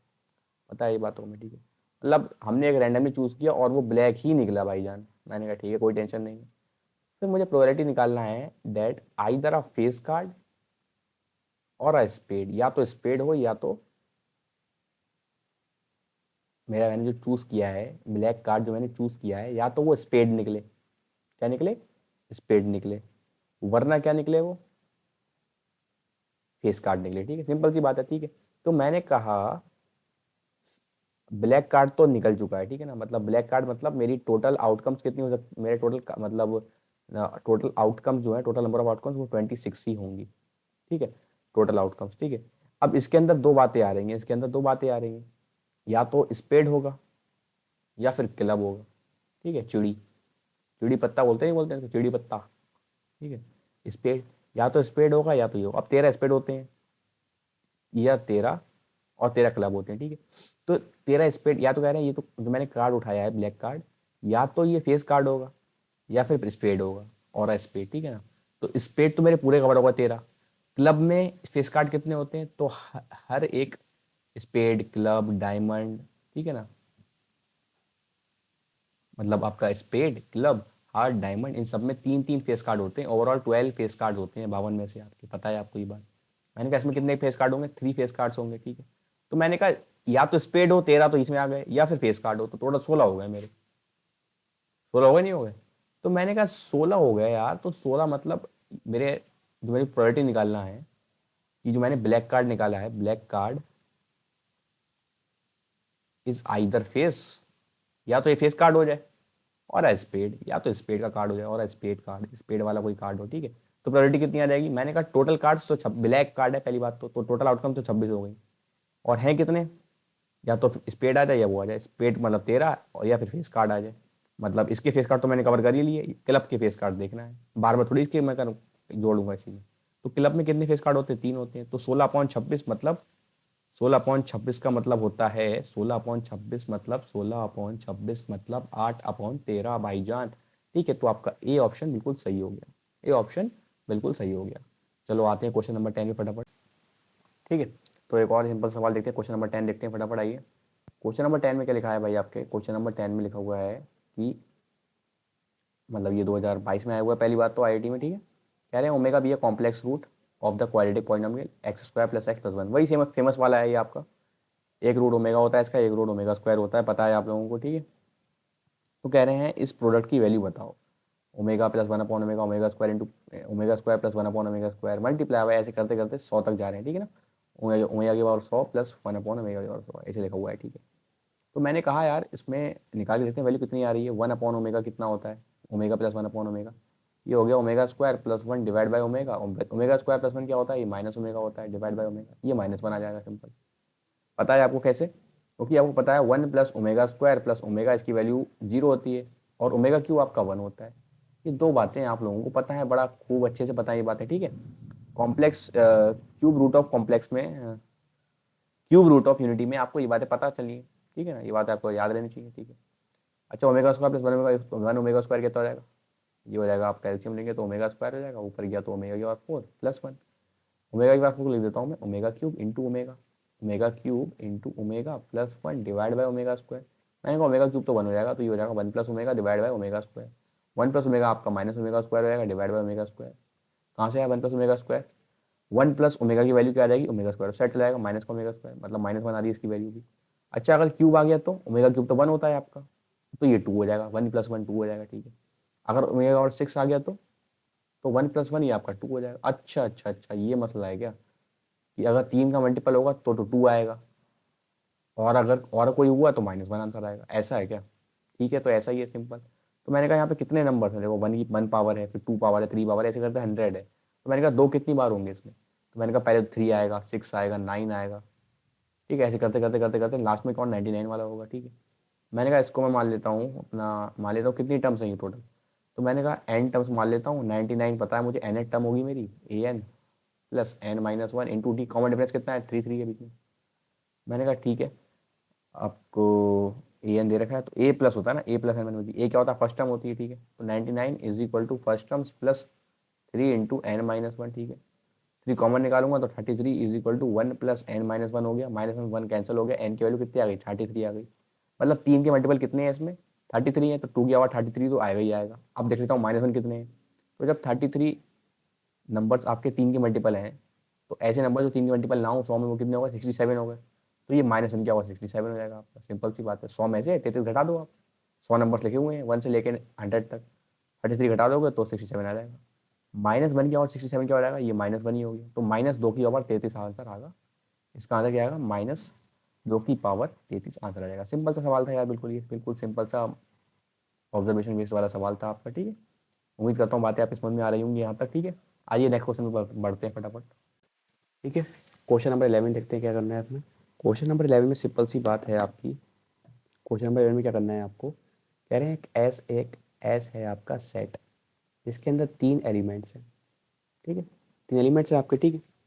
एक ए आप ऐसा आपका एक ऐसा सेट है जिसके अंदर तीन एलिमेंट्स हैं, बताओ कोई टेंशन तो नहीं है इसमें, सिंपल सी बात है, ठीक है। कह रहे हैं प्रोबेबिलिटी बता दो of choosing an ordered pair, a comma b of subsets of s, s के सबसेट में से मैंने एक पेयर निकालना हूँ, ordered pair, such that a और बी मेरे कैसे हो, डिसजॉइंट होना चाहिए। मैंने कहा सबसेट्स में आएंगे कौन कौन से, एस के अंदर तीन एलिमेंट हैं, तीन एलिमेंट्स हैं, मैं चलो एज्यूम कर ले रहा हूँ वो तीन एलिमेंट्स वन टू थ्री है, मान लेता हूँ, ठीक है, ठीक है। तो मैंने कहा सबसेट्स कितने हो जाएंगे एस के, 8 होते हैं पता है मुझे, कौन कौन से, ये हो जाएगा, दो दो का लेंगे तो ऐसा हो जाएगा, है ना, 3 1, ठीक है, कोई टेंशन वाली बात नहीं है।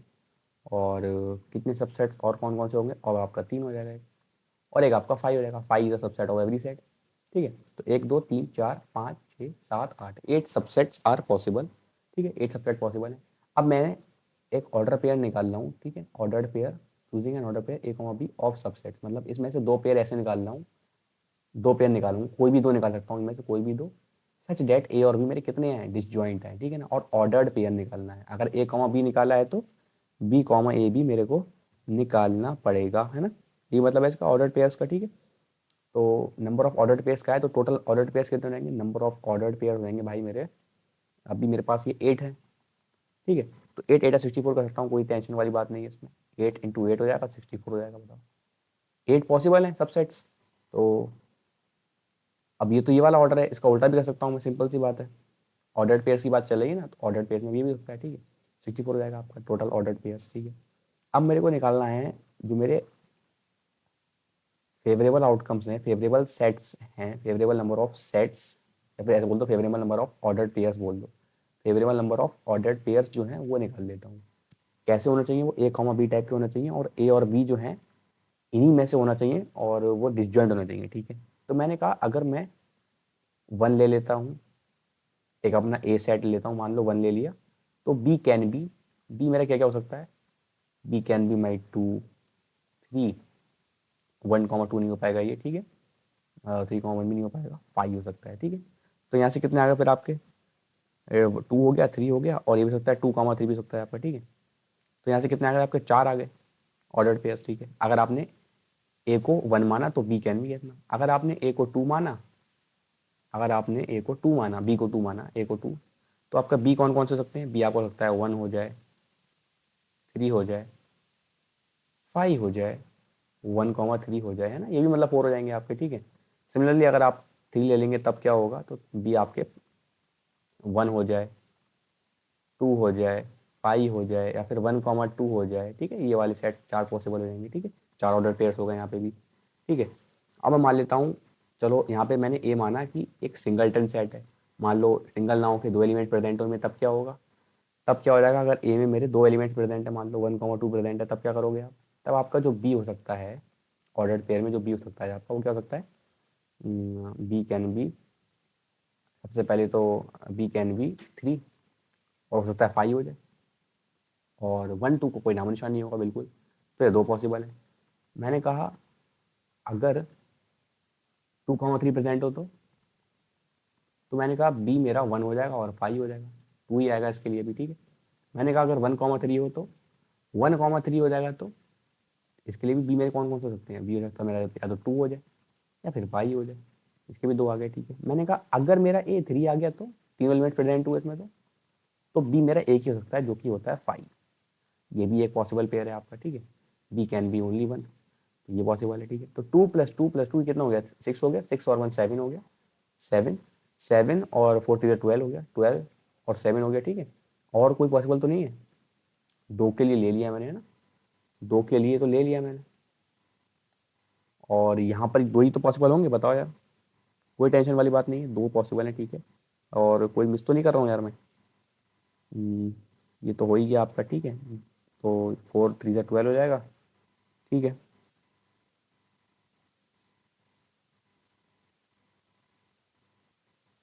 अगर इसमें ऐसा ले तो ठीक है, आपने यहाँ पे सारे ले लिए, फिर आपने A1 ले लिया जो कि प्रेजेंट है इसके अंदर, बी ले लिया, 2 ये भी ले लिया, ए इसको भी ले लिया, ए इसको भी ले लिया, इसको भी ले लिया, इसको भी ले लिया, इसको भी ले लिया, 5 बच गया। अगर ए आपका 5 हुआ तब क्या करोगे भैया आप, अगर ए आपका 5 हुआ then b can be, b मेरे कोई भी मतलब उन 8 सेट में कोई भी रख लो आप, 8 सेट्स हो जाएंगे, उन 8 सेट में कोई भी रख लो आप, मेरे 8 सेट्स हैं उनमें से कोई सा भी रख लो आप, इसका मतलब यहाँ पर 8 पॉसिबल हो जाएंगे। तो मैंने कहा टोटल फिर कितने पॉसिबल हो गए आपके, टोटल कितने पॉसिबल हो गए जो आपके रिक्वायर्ड हैं, या फिर फेवरेबल ऑर्डर्ड पेयर्स कितने हो गए, फिर आपके फेवरेबल ऑर्डर्ड पेयर्स कितने हो गए भाईजान, आपके फेवरेबल ऑर्डर्ड पेयर्स आपके हो जाएंगे, मैं ऐड कर लेता हूँ, तो ये 8 है, एक 1 है, और 2 कितनी बार है, 3 बार है, 2 3 8 हो जाएगा, ठीक है। और इस वाले में कितने होते हैं, 4 4 4, 3 बार है, तो 4 3 12 हो जाएगा, ठीक है। तो मैंने कहा ये हो गया 8 8 16, 16 और 13, 18 हो ना ये, 2 3 8 हो गया, ठीक है, 2 3 6 हो गया, सॉरी, इसलिए मिस्टेक कर रहा हूँ। तो 8 6 कितना हो गया, 14, 14 और एक 15, 15 2 15 और 12, 27 हो गया, ठीक है, 27 हो गया। मुझे निकालना क्या है, मेरे को प्रोबेबिलिटी निकालना थी। तो मैंने कहा मेरे फेवरेबल कितने हैं, 27 हैं, और टोटल ऑर्डर पेयर कितने हैं, 64 है, ठीक है।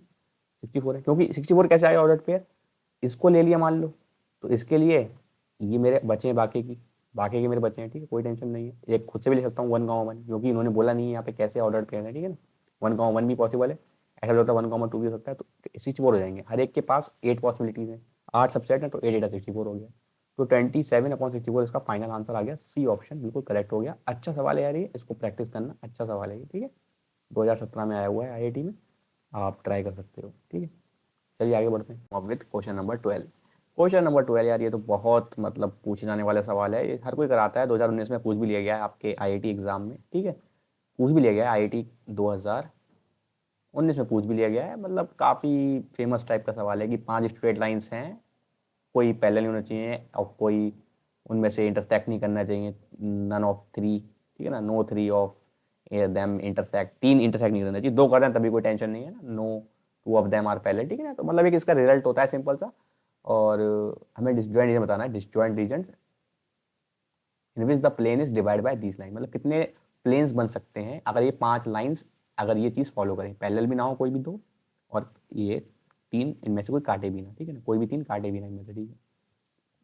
सिंपल सा फॉर्मूला होता है यार, एक n into n plus one divide by two plus one, आप इससे जाइए, ठीक है ना, आप इससे जाइए इस फॉर्मूले से, कभी भी इस टाइप का सवाल आ जाए, एन स्ट्रेट लाइंस के लिए फॉर्मूला है ये, ठीक, कभी भी आ जाए और कह दें कि इनमें से कोई भी 2 पहले नहीं होना चाहिए और कोई भी में से 3 इंटरसेक्ट नहीं करना चाहिए, तो ये चीज़ लगा सकते हो आप, नंबर ऑफ डिसजॉइंट्स रीजन मिल जाएंगे, डिसजॉइंट प्लेन्स मिल जाएंगे, जहाँ पर आप जहाँ पर मतलब ये चीज़ सेटिस्फाई होती होगी, दोनों चीज़ें ये सेटिस्फाई होती होंगी आपकी एंड के साथ, दोनों चीज़ सेटिस्फाई होती होंगी, ठीक है। तो मैंने कहा मेरे पास एन की वैल्यू कितनी है, यहाँ पे 5 है, स्ट्रेट लाइन्स 5 है, तो 5 इंटू 6 डिवाइड बाई 2 प्लस 1, ठीक है, 3 हो जाएगा, 3 बाई 15, 15 और 1 16 हो जाएगा, ठीक है। बड़ा मतलब इंपॉर्टेंट कॉन्सेप्ट होता है, ये प्रोबेबिलिटी में पढ़ाया जाता है, ठीक है ना, प्रोबेबिलिटी हो गई आपकी या फिर आपका परम्यूटेशन हो गया, ठीक है ना, मतलब ये एप्टीट्यूड का बेसिकली हमारा एप्टीट्यूड का पार्ट है ये, लेकिन उन्होंने दे दिया है तो बताना पड़ेगा आपको, इसका 16 आंसर सही हो जाएगा, ठीक है। सिंपल सा फॉर्मूला है, आप फॉर्मूला ध्यान रखिए, आप कॉम्पिटेटिव एग्जाम वाले हैं, ठीक है ना, आपको ज़्यादा कुछ सोचना नहीं इस बारे में, आप सिंपल सा याद कर सकते हो, कोई दिक्कत वाली बात नहीं, एक एप्टीट्यूड टाइप का टेस्ट हो गया, ठीक है। पीएनसी बेस्ड सवाल है आपका, बहुत मतलब सभी बच्चों को याद कराया जाता है ये, जेई मेंस की तैयारी करते हो, जेई एडवांस की तैयारी करते हो, सबको बताया जाता है, आप भी ध्यान रखो, n into n plus one divide by two, condition ध्यान रखना कि no 2 of them are parallel, 3 of them और no 3 of them intersect at a point, कोई भी 3 इंटरसेक्ट नहीं कर सकते, ठीक है ना, हो गया ना, 2 और 3 5 हो गया, नहीं हो गया, यही करना है इसमें, ठीक है, सिंपल सी बात है। आइए आगे बढ़ते हैं, क्वेश्चन नंबर 13। क्वेश्चन नंबर 13 क्या कह रहा है भाई आपका, total number of distinct divisors of 2 की पावर 9 इंटू 3 पावर 9, मतलब एक नंबर है, इसके टोटल नंबर ऑफ डिस्टिंक्ट अलग अलग डिवाइजर्स बताना है, डिवाइजर्स मतलब ऐसे नंबर जो इस नंबर को कंप्लीटली डिवाइड कर दें, ठीक है ना, या फिर ऐसे बोल दूं, ऐसे नंबर्स, ठीक है ना, जिनको मैं इस नंबर से डिवाइड करूं तो रिमाइंडर जीरो दें, ऐसे नंबर, ठीक है, सिंपल सी बात है, आप समझ लीजिए, ऐसे ध्यान रखो कि डिवाइजर्स आर, मतलब डिवाइजर क्या होते हैं, ऐसे नंबर जो इसको कंप्लीट डिवाइड कर दे, इस नंबर को कंप्लीटली डिवाइड कर दें, तो मैंने कहा ऐसे कौन से नंबर हो सकते हैं, मैंने कहा प्राइम नंबर लिखे हुए हैं, 2 और 3 मेरे दोनों, 2 और 3 दोनों मेरे प्राइम नंबर होते हैं, ठीक है, तो मैंने कहा 2 की पावर x इंटू 3 की पावर y ऐसा नंबर है जो इसको डिवाइड कर देगा, लेकिन x और y मेरा वेरिएबल है, इसको डिवाइड कर देगा मतलब कंप्लीटली डिवाइड कर देगा, रिमाइंडर जीरो आएगा, ठीक है, और क्वोशिएंट आपका इंटीजर रहेगा, ऐसे नंबर की बात कर रहा हूँ मैं, ठीक है। तो मैंने कहा x और y क्या हो सकते हैं भैया, जैसे कि कंप्लीटली डिवाइड हो जाएगी, तो x की पॉसिबल वैल्यू क्या हो जाएगी, 0 टू 9, आप कोई भी वैल्यू डाल दो x की, कोई भी पॉसिबल हो वैल्यू, मेरा काम हो जाएगा, एंड साथ ही साथ में y भी आपको मेंशन करना पड़ेगा, ठीक है ना, एंड लगा रहा हूँ, ठीक है ना, मतलब फंडामेंटल प्रिंसिपल ऑफ काउंटिंग लगा रहा हूँ, कोई दिक्कत नहीं है, इंक्लूजन एक्सक्लूजन प्रिंसिपल जो आपने पढ़ा होगा, ये सब परमुटेशन कॉम्बिनेशन में पीएनसी में आपने, ठीक है। और वाई की कौन सी पॉसिबल वैल्यू हो सकती है, वाई की पॉसिबल वैल्यूज कितनी हो सकती है, 3 और 19, 3 और 19 दिख रहा है, तो 19 भी हो सकता है और इससे नीचे भी हो सकते हैं, तो वाई की वैल्यू कितनी पॉसिबल है, 0 टू 19 तक पॉसिबल है, तो ये टोटल कितनी 20 वैल्यूज है, और ये टोटल कितनी है 10 वैल्यूज है, तो इन दोनों में से कोई भी वैल्यूज आ जाए, इन 10 में से कोई एक वैल्यू और इन वाई में से कोई एक वैल्यू आ जाए, तो वो मेरे टोटल मतलब डिवाइड कर देगा वो नंबर कंप्लीटली इस वाले नंबर को, ठीक है। तो टोटल कितने नंबर्स हो जाएंगे फिर, टोटल कितने नंबर हो गए, टोटल नंबर्स कितने हो जाएंगे फिर, सिंपल सी बात है, ये वाले 10 है इस साइड वाले, और उधर कितने 20 है, तो 10 इंटू 20 कितना हो गया, 200 हो गया भाई, 200 हमारा फाइनल आंसर हो गया, ये ऑप्शन सही हो जाएगा। यही पॉसिबल है, कुछ एक इसमें से लूंगा और एक वैल्यू इसमें से चूज करना पड़ेगी मुझे, ठीक है ना, ये बात तो बिल्कुल तय है कि मुझे एक वैल्यू इससे चूज करना है, एक वैल्यू इससे चूज करना है, तो टोटल कितनी पॉसिबल वैल्यूज है, डिस्टिंक्ट वैल्यूज कितनी है, 10 है और यहाँ पे 20 है, ऐसा तो है नहीं कि एक इसकी चूज कर लूंगा, एक्स चूज कर लूंगा और वाई नहीं करना पड़ेगा, अगर एक्स चूज किया तो वाई भी चूज करना पड़ेगा, एक्स और वाई दोनों ही चूज करना पड़ रहे हैं, इसका मतलब मल्टीप्लाई करूंगा दोनों की पॉसिबिलिटीज को, मतलब 10 इंटू 20 कर दूंगा तो मेरा 200 आंसर आ जाएगा। बताओ यार, सिंपल सी बात है, इसमें कोई डरने वाली बात नहीं है, ठीक है। चलिए आगे बढ़ते हैं क्वेश्चन नंबर 14 पे आइए। क्वेश्चन नंबर 14 क्या कह रहा है भैया, पी ऑफ एक्स दे रखा है आपको, एक्स स्क्वायर प्लस का बी एक्स प्लस सी दे रखा है, ठीक है, ये क्वाड्रेटिक पॉलिनोमियल है, ठीक है, विद रेशियल कोफिशिएंट्स, अब क्वाड्रेटिक पॉलिनोमियल भी है और इसका एक्स स्क्वायर कोफिशिएंट 1 भी दिया है, ठीक है। कह रहे हैं पी ऑफ 1 आपको 5 दिया है, पी ऑफ -1 आपको 3 दिया है, तो प्रोडक्ट ऑफ रूट्स बता दीजिए अगर ये पी ऑफ एक्स 0 के बराबर हो गया। मतलब x square plus b x plus c अगर 0 के बराबर है तो प्रोडक्ट ऑफ रूट्स बता दीजिए। मतलब प्रोडक्ट ऑफ रूट्स क्या हो जाएगा, अल्फा बीटा अगर मैं इसके रूट्स मान लूँ तो C/1 हो जाएगा। C/1 मतलब मुझे सी ही निकालना है सिर्फ, बस सी निकालिए तो काम बन जाएगा। मैंने कहा ठीक है यार, 2023 में रखा है, एक बार वीडियो को पॉज करके आप ट्राई कर लीजिए खुद से, ईजी प्रॉब्लम लग रहा है देखने में, ठीक है। तो मैंने कहा पी ऑफ एक्स आपका 0 होना चाहिए, ठीक है। तो पी ऑफ 1 मुझे दे रखा है, मुझे सी निकालना पड़ेगा ना। तो पी ऑफ 1 मुझे 5 दे रखा है, तो मैंने कहा एक्स की जगह 1 डाल देता हूँ, तो 1 + b + c = 5, मतलब b + c की वैल्यू आपकी 4 आ गई, सिंपल सी बात है, ठीक है। मैंने कहा पी ऑफ -1 आपको 3 दे रखा है, तो 1 माइनस का b + c = 3, इसका मतलब c - b की वैल्यू आपकी 2 आ गई। मैंने कहा दो इक्वेशंस को मैं अगर ऐड कर लूँगा तो आपका 2c = 6 आ रहा है, c की वैल्यू 3 आ रही है, और आपको c ही निकालना था, तो 3 आपका सिंपल सा आंसर आ जाएगा। ए ऑप्शन सही हो गया। इसमें कोई दिक्कत वाली बात आपको नहीं होना चाहिए, काफ़ी आसान सवाल, मतलब आइजर में पूछा गया था 2023 में, ठीक है ना। आइजर में कुछ सवाल ऐसे भी थे मतलब जो सीधे, मतलब आपको सिंपल से आपको नंबर देने के लिए ही बनाए गए थे क्वेश्चन, ठीक है ना। तो काफ़ी इजी प्रॉब्लम था, ठीक है ना। आगे बढ़ते हैं, चलो आओ आगे चलते हैं क्वेश्चन नंबर 15 पे। क्वेश्चन नंबर 15 आपका आसान है, ये भी आपका 2019 में ही आया हुआ है, आई थिंक 2019 आईआईटी के एग्जाम में आया हुआ है। ये मुझे मतलब थोड़ा पर्सनली अच्छा लगता है ये वाला सवाल इस टाइप के, क्योंकि इस टाइप के सवाल पूछे जाते हैं, ठीक है ना। वेक्टर स्टडी का सवाल है यार, ठीक है ना, मतलब वेक्टर का सवाल है सिंपल सा। आइए देखते हैं कैसे करना है, एक बार वीडियो को पॉज करके आप खुद से ट्राई कर लीजिएगा, ताकि आंसर जब मैं बता दूंगा एक बार तब तो आप कर ही लोगे इस टाइप के सवालों को, लेकिन आप एक खुद से अपना एक ऑनेस्ट अटेम्प्ट दो इस सवाल में, ठीक है ना। तभी आपकी बातें बन पाएंगी, ठीक है। स्टार्ट करते हैं, चलो ठीक है। आई जे के ये मतलब क्या है, मेरे यूनिट वेक्टर से, स्टैंडर्ड यूनिट वेक्टर से मुझे पता है R³ में है, ठीक है ना। एक्स एक्सिस के अलॉन्ग आई कैप होता है, वाई एक्सिस के अलॉन्ग जे कैप होता है, जेड एक्सिस के अलॉन्ग के कैप होता है, ठीक है। उसके बाद ये कह रहे हैं एक सेट्स कंसीडर करिए, हमारे पास दो सेट्स हैं एक्स और वाई, ठीक है। एक्स कौन सा सेट है, एक्स सेट में मेरे पास ऐसे वेक्टर्स हैं जो कि सिर्फ जिसके अंदर A B C एक एलिमेंट्स हैं, और जो सिर्फ हो सकते हैं -1 0 और 1, ठीक है ना। और -1 0 और 1 हो सकते हैं, ठीक है ना। ऐसा एक मेरा एक्स सेट है, ठीक है। उसके बाद मुझे वाई दिया है, लेकिन वाई सेट मेरा एक्स पे डिपेंड कर रहा है, लग रहा है कि वाई के एलिमेंट्स जो है ना, वाई के जो ऑर्डर्ड पेयर्स लिखे हुए हैं ये, ठीक है ना, ऑर्डर्ड पेयर्स ही मानते हैं इनको, ठीक है। बाय डिफॉल्ट अगर नहीं लिखा है तो ऑर्डर्ड पेयर्स जो लिखे हुए हैं, इनके अंदर जो वेक्टर लिखे हुए हैं वो वेक्टर्स एक्स पे बिलोंग करते हैं। एंड वेक्टर्स है कौन ये, they all are mutually perpendicular unit vectors हैं ये। म्यूचुअली परपेंडिकुलर तो होंगे ही होंगे, और यूनिट वेक्टर्स भी होने चाहिए, v1 v2 v3। और मैंने लिए कहाँ से, एक्स से लिए। तो मेरे जो एक्स के अंदर वेक्टर्स हैं it must be unit vectors होना चाहिए, मेरे निकल के आना चाहिए, ठीक है ना। It must be unit vectors, ठीक है, यूनिट वेक्टर्स होना चाहिए। तो यूनिट वेक्टर का मॉडुलस आपको पता है कि क्या होना चाहिए, 1 होना चाहिए, तो मॉड भी आपका 1 होना चाहिए। मैंने मान लिया वी वेक्टर निकाल लिया मैंने एक्स से, ठीक है। तो मैंने कहा इसका मतलब रूट में A² + B² + C² आपका 1 होना चाहिए।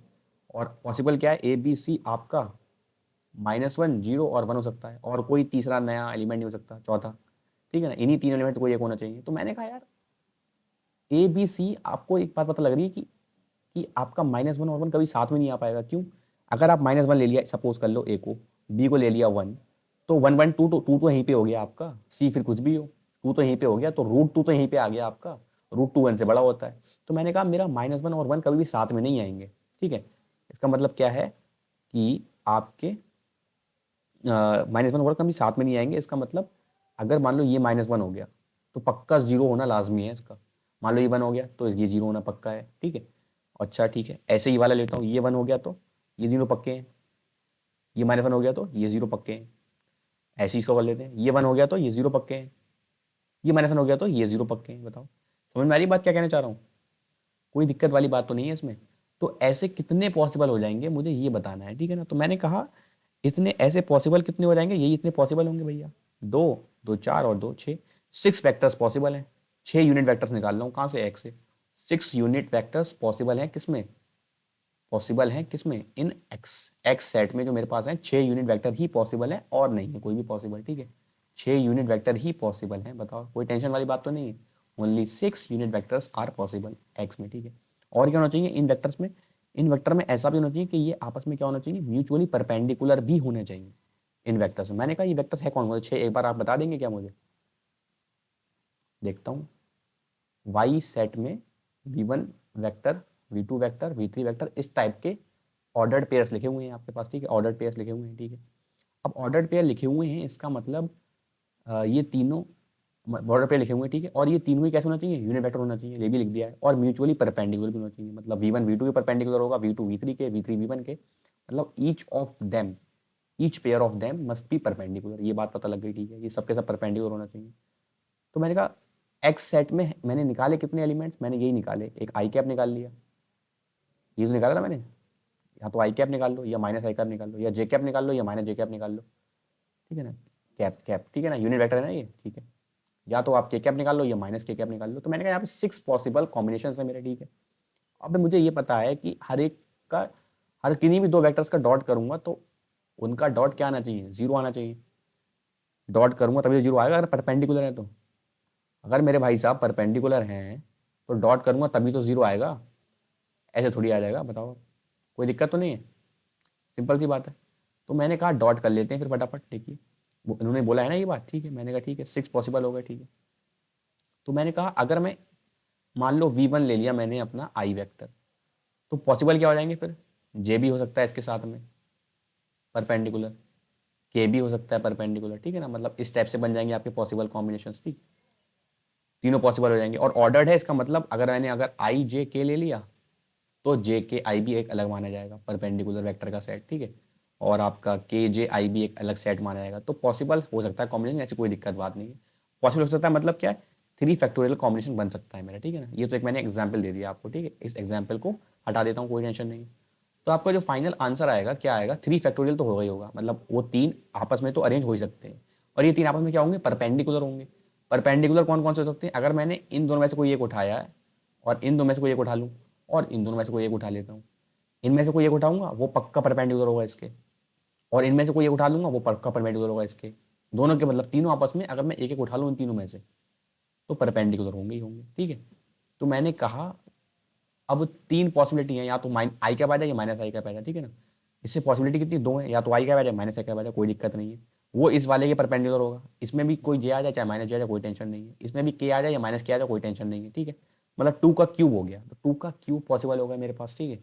तो 2 का क्यूब इंटू 3 फैक्टोरियल कितना होता है, ये 8 6 48, 48 आपका फाइनल आंसर है, 48 ही आपका फाइनल आंसर है मेरे दोस्त, ठीक है।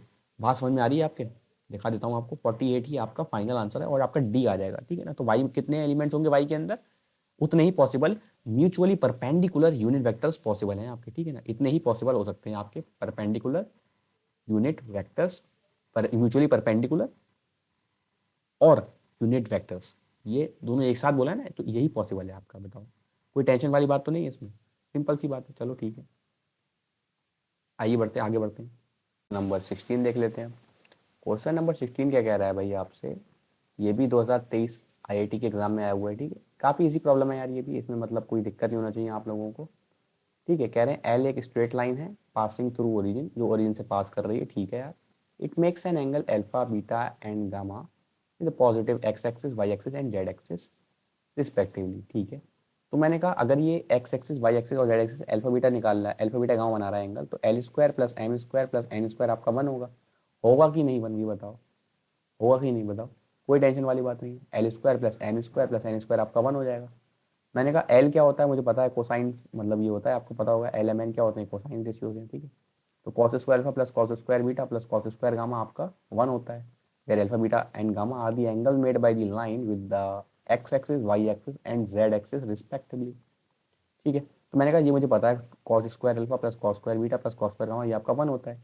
मेरे से कह रहे हैं इसकी वैल्यू बता दो भैया, cos 2 alpha plus cos 2 beta plus cos 2 gamma की, मतलब ये एक तरीके से मतलब सीबीएसई बोर्ड वाला सवाल पूछ लिया इन लोगों ने, सीबीएसई बोर्ड वाले भी ऐसे पूछ लेते हैं अपने एमसीक्यू में, यहाँ पे आपको बढ़िया नंबर मिल जाते हैं, ठीक है। तो मतलब इजी प्रॉब्लम 2023 में थोड़े से दे दिए थे इन लोगों ने, जिस वजह से कट ऑफ भी थोड़ी हाई गई थी 2024 में, ये बातें आपको पता होंगी, ठीक है।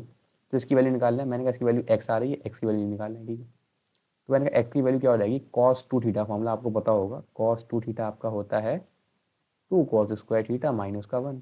मैंने कहा ठीक है यार, ये क्या हो जाएगा 2 कॉस स्क्वायर अल्फा माइनस का 1, बताओ कोई टेंशन तो नहीं है। ये क्या हो जाएगा 2 कॉस स्क्वायर बीटा माइनस का 1।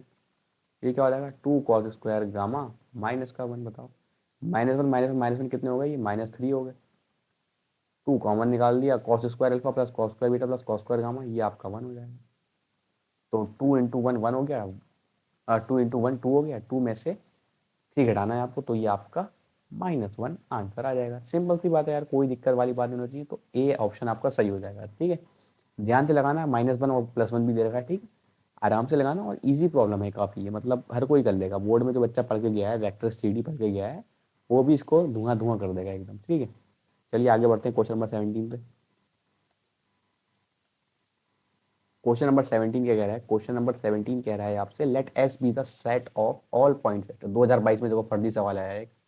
एस कह रहे हैं एक सेट है यूनिट वेक्टर्स का। ठीक है, एक्स वाई प्लेन में, एक्स वाई प्लेन में एक एस जो है मेरा यूनिट वेक्टर का सेट है। तो कह रहे हैं एस के अंदर कितने एलिमेंट्स होंगे। तो भैया मैंने कहा यूनिट वेक्टर कितने हो सकते हैं एक्स वाई प्लेन में? भैया इनफाइनाइट पॉसिबल है यूनिट वेक्टर। सिर्फ ऐसा थोड़ी है कि आई माइनस आई जे माइनस जे पॉसिबल है, इनफाइनाइट पॉसिबल है, कुछ भी हो सकता है। आपको पता है ना ये फॉर्मूला क्या, कि अगर कोई वेक्टर आपका सी है तो सी वेक्टर का यूनिट वेक्टर क्या होगा, सी कैप होगा। वेक्टर को जी मैग्नीट्यूड से डिवाइड कर दूंगा।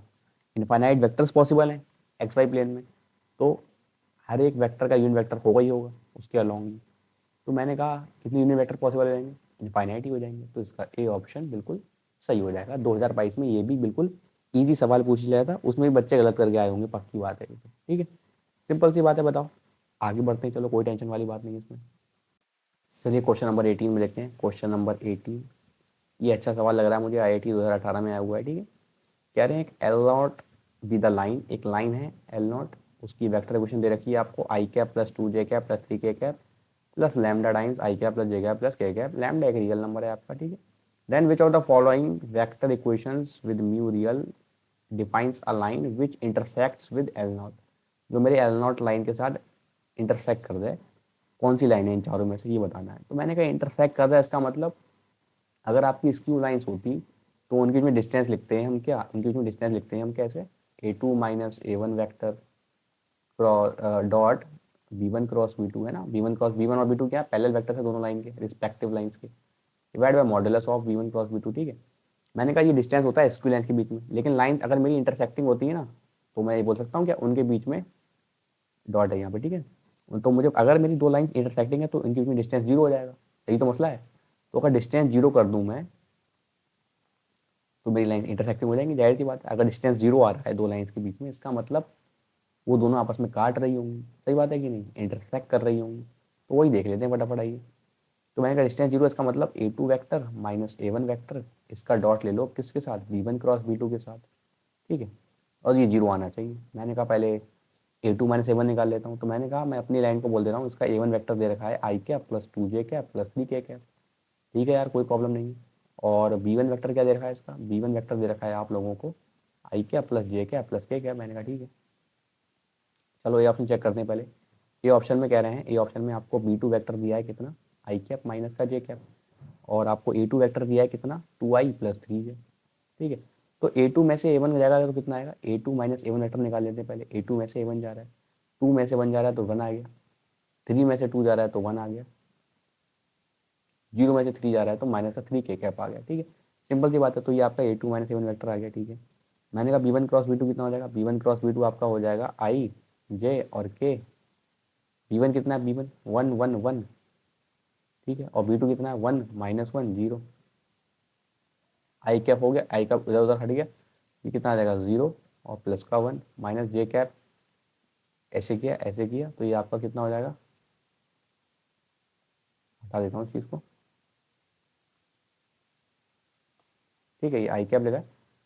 हाँ, तो सिंपल सी बात है। ठीक है, तो ये गया ये गया, ये 0 प्लस 1 हो जाएगा। ठीक है, माइनस जे कैप इंटू ये गया और ये गया 0 माइनस का 1। ठीक है, के कैप टाइम्स क्या हो जाएगा, ये गया माइनस का 1 माइनस का 1 माइनस का 2 हो गया। ठीक है, तो ये आपका आ गया आई cap plus j cap minus 2 के कैप। बताओ यार, कोई टेंशन वाली बात तो नहीं है। अब इसका डॉट लूंगा इसके साथ, तो ये क्या आ रहा है 1 प्लस 1 प्लस 6 आ रहा है, मतलब ये नॉन जीरो आ रहा है। इसका मतलब ये तो नहीं हो सकता, ये ऑप्शन तो नहीं हो पाएगा। ठीक है, आइए तो फिर ना ये ऑप्शन हटा कर बी ऑप्शन पे जाते हैं। चलो बी ऑप्शन पे चले जाते हैं, कोई टेंशन वाली बात नहीं है। अच्छा, अगर हम बी चेक करें, अब बी वाला चेक कर लेते हैं। चलो B1 और चेक करेंगे अगर हम, तो B2 वेक्टर क्या हो जाएगा मेरा अपडेट होके माइनस आई प्लस जे हो जाएगा, और A2 वेक्टर क्या हो जाएगा 3i माइनस का 2j प्लस का k हो जाएगा। ठीक है, A2 में से A1 घटाना है, मतलब 3 में से 1 घटाऊंगा तो 2i आ जाएगा, -2 में से -2 ये हो जाएगा, माइनस का 4 हो जाएगा। ठीक है, और k में से 3 के घटाना है तो माइनस का 2 के हो जाएगा। सिंपल सी बात है। मैंने कहा B1 cross B2, B1 cross B2, ठीक है, तो क्या आएगा आई जे के। ठीक है, B1 क्या हो जाएगा, B1 आपका हो जाएगा 1 1 1। ठीक है, और B2 कितना है, B2 है आपका माइनस का 1 1 और 0। ठीक है, आई कैप टाइम्स ये हट गया, ये हट गया, 0 -1 आ जाएगा। ठीक है, माइनस का जे कैप टाइम्स ये गया, ये गया, ये 0 और 1 1 आ गया। ठीक है, प्लस के कैप टाइम्स ये गया, ये गया, 1 + 1 2 हो जाएगा। ठीक है, तो मैंने कहा ये आ गया। अब इसका डॉट लेते हैं इसके साथ, तो क्या आएगा आपका माइनस का 2 प्लस का 4 माइनस का 4 है ना, माइनस का 4 ही आ रहा है, 4 ही आ रहा है। तो ये भी 0 नहीं हो रहा है, कोई टेंशन नहीं है। आप सी पे चलते हैं, सी वाला देख लेते हैं फटाफट, सी वाला देख लेते हैं फटाफट, कोई दिक्कत नहीं। मैंने कहा सी देख लेते हैं, कोई टेंशन नहीं है।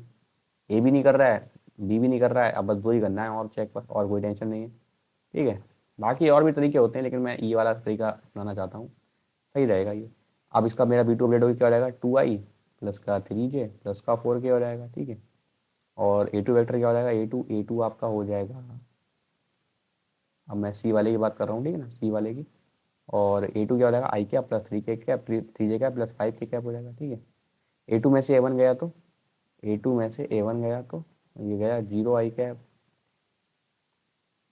Plus j cap. ठीक है, 5 में से 3 गया तो 2k कैप हो जाएगा। ठीक है, B1 क्रॉस B2 निकालना है। मैंने कहा आई जे के हो जाएगा आपका ये। ठीक है, आई जे के हो जाएगा, कोई टेंशन वाली बात नहीं है। B1 क्या हो जाएगा, B1 है 1 1 1। B2 क्या हो जाएगा 2 3 4।